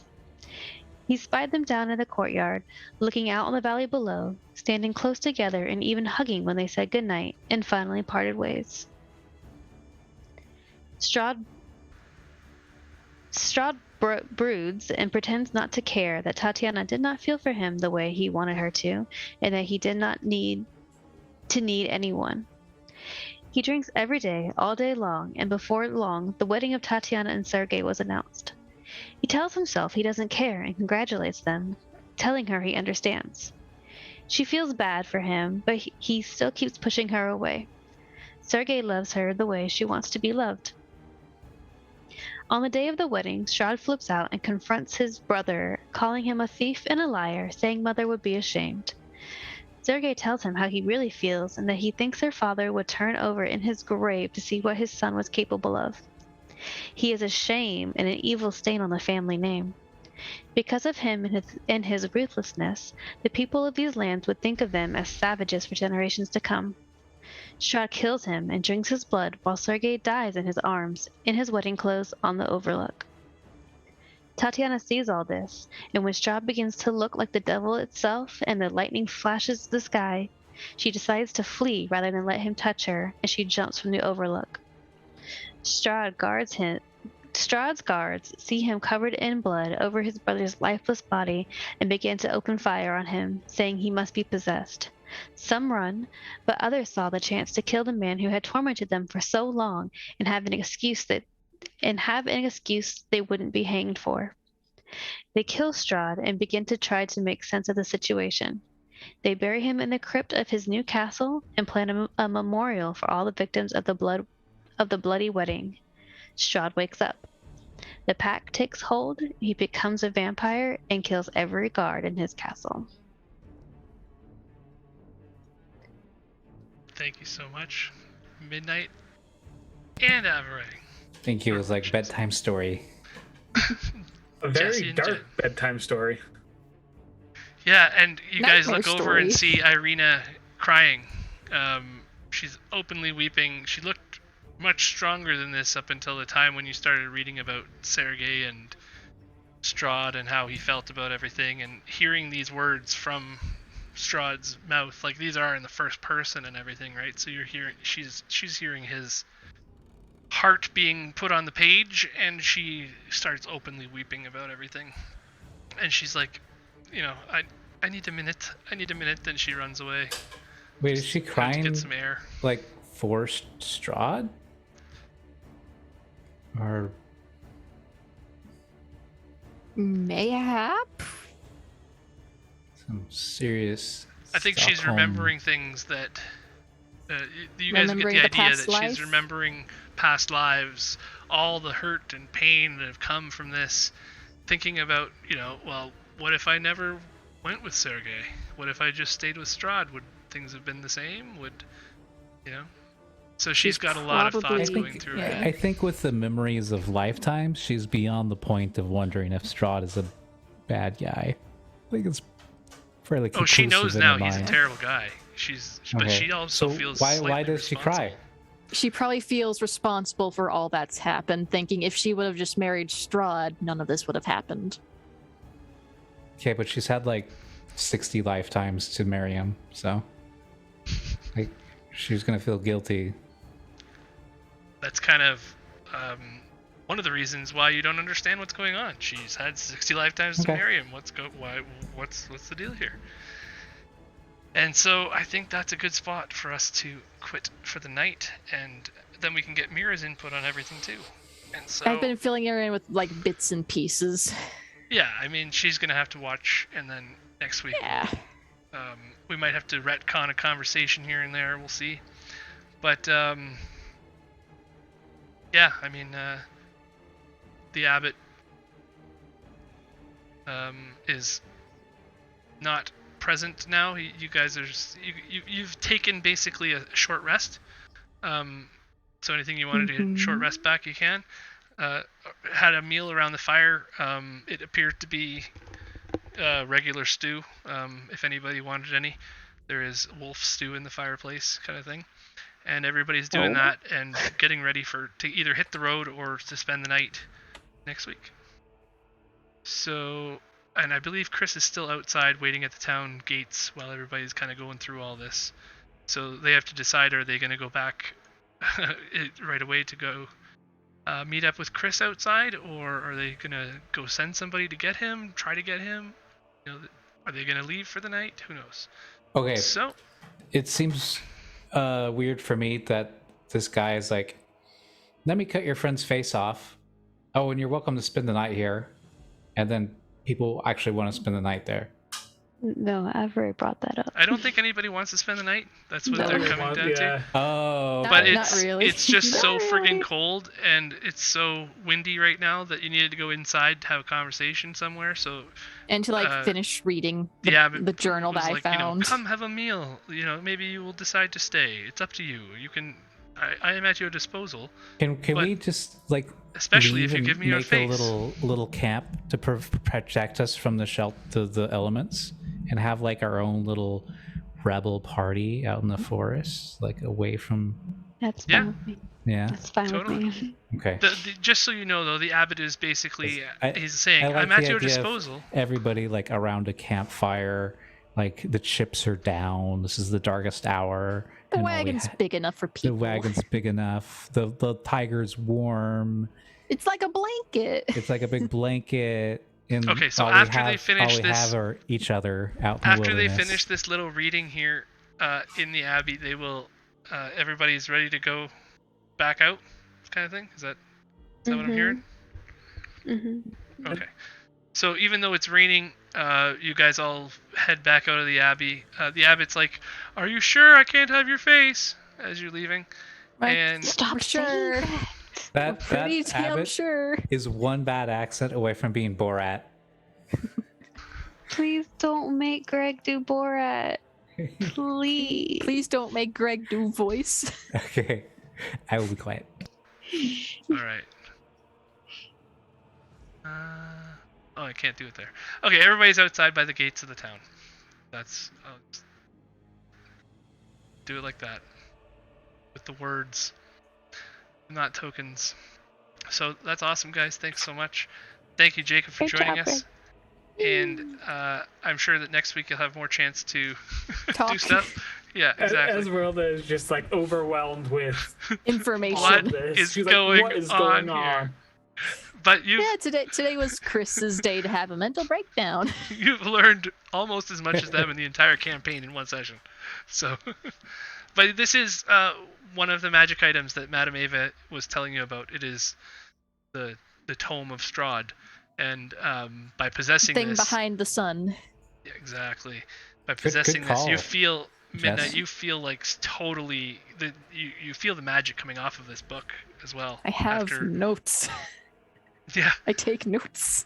You feel the magic coming off of this thing, though. You know it is a sanctified piece of material here. Yeah. There's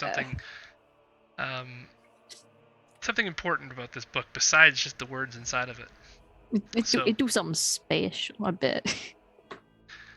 I will see you all in the Discord, I guess. Yeah. Bye, guys. Yeah. Thank you. Everybody have a wonderful week, Bye. eh? And Bye. tune into Abyss, Out of the Abyss on Thursday. Thursday. Thursday. Thank you so much, and bye for now.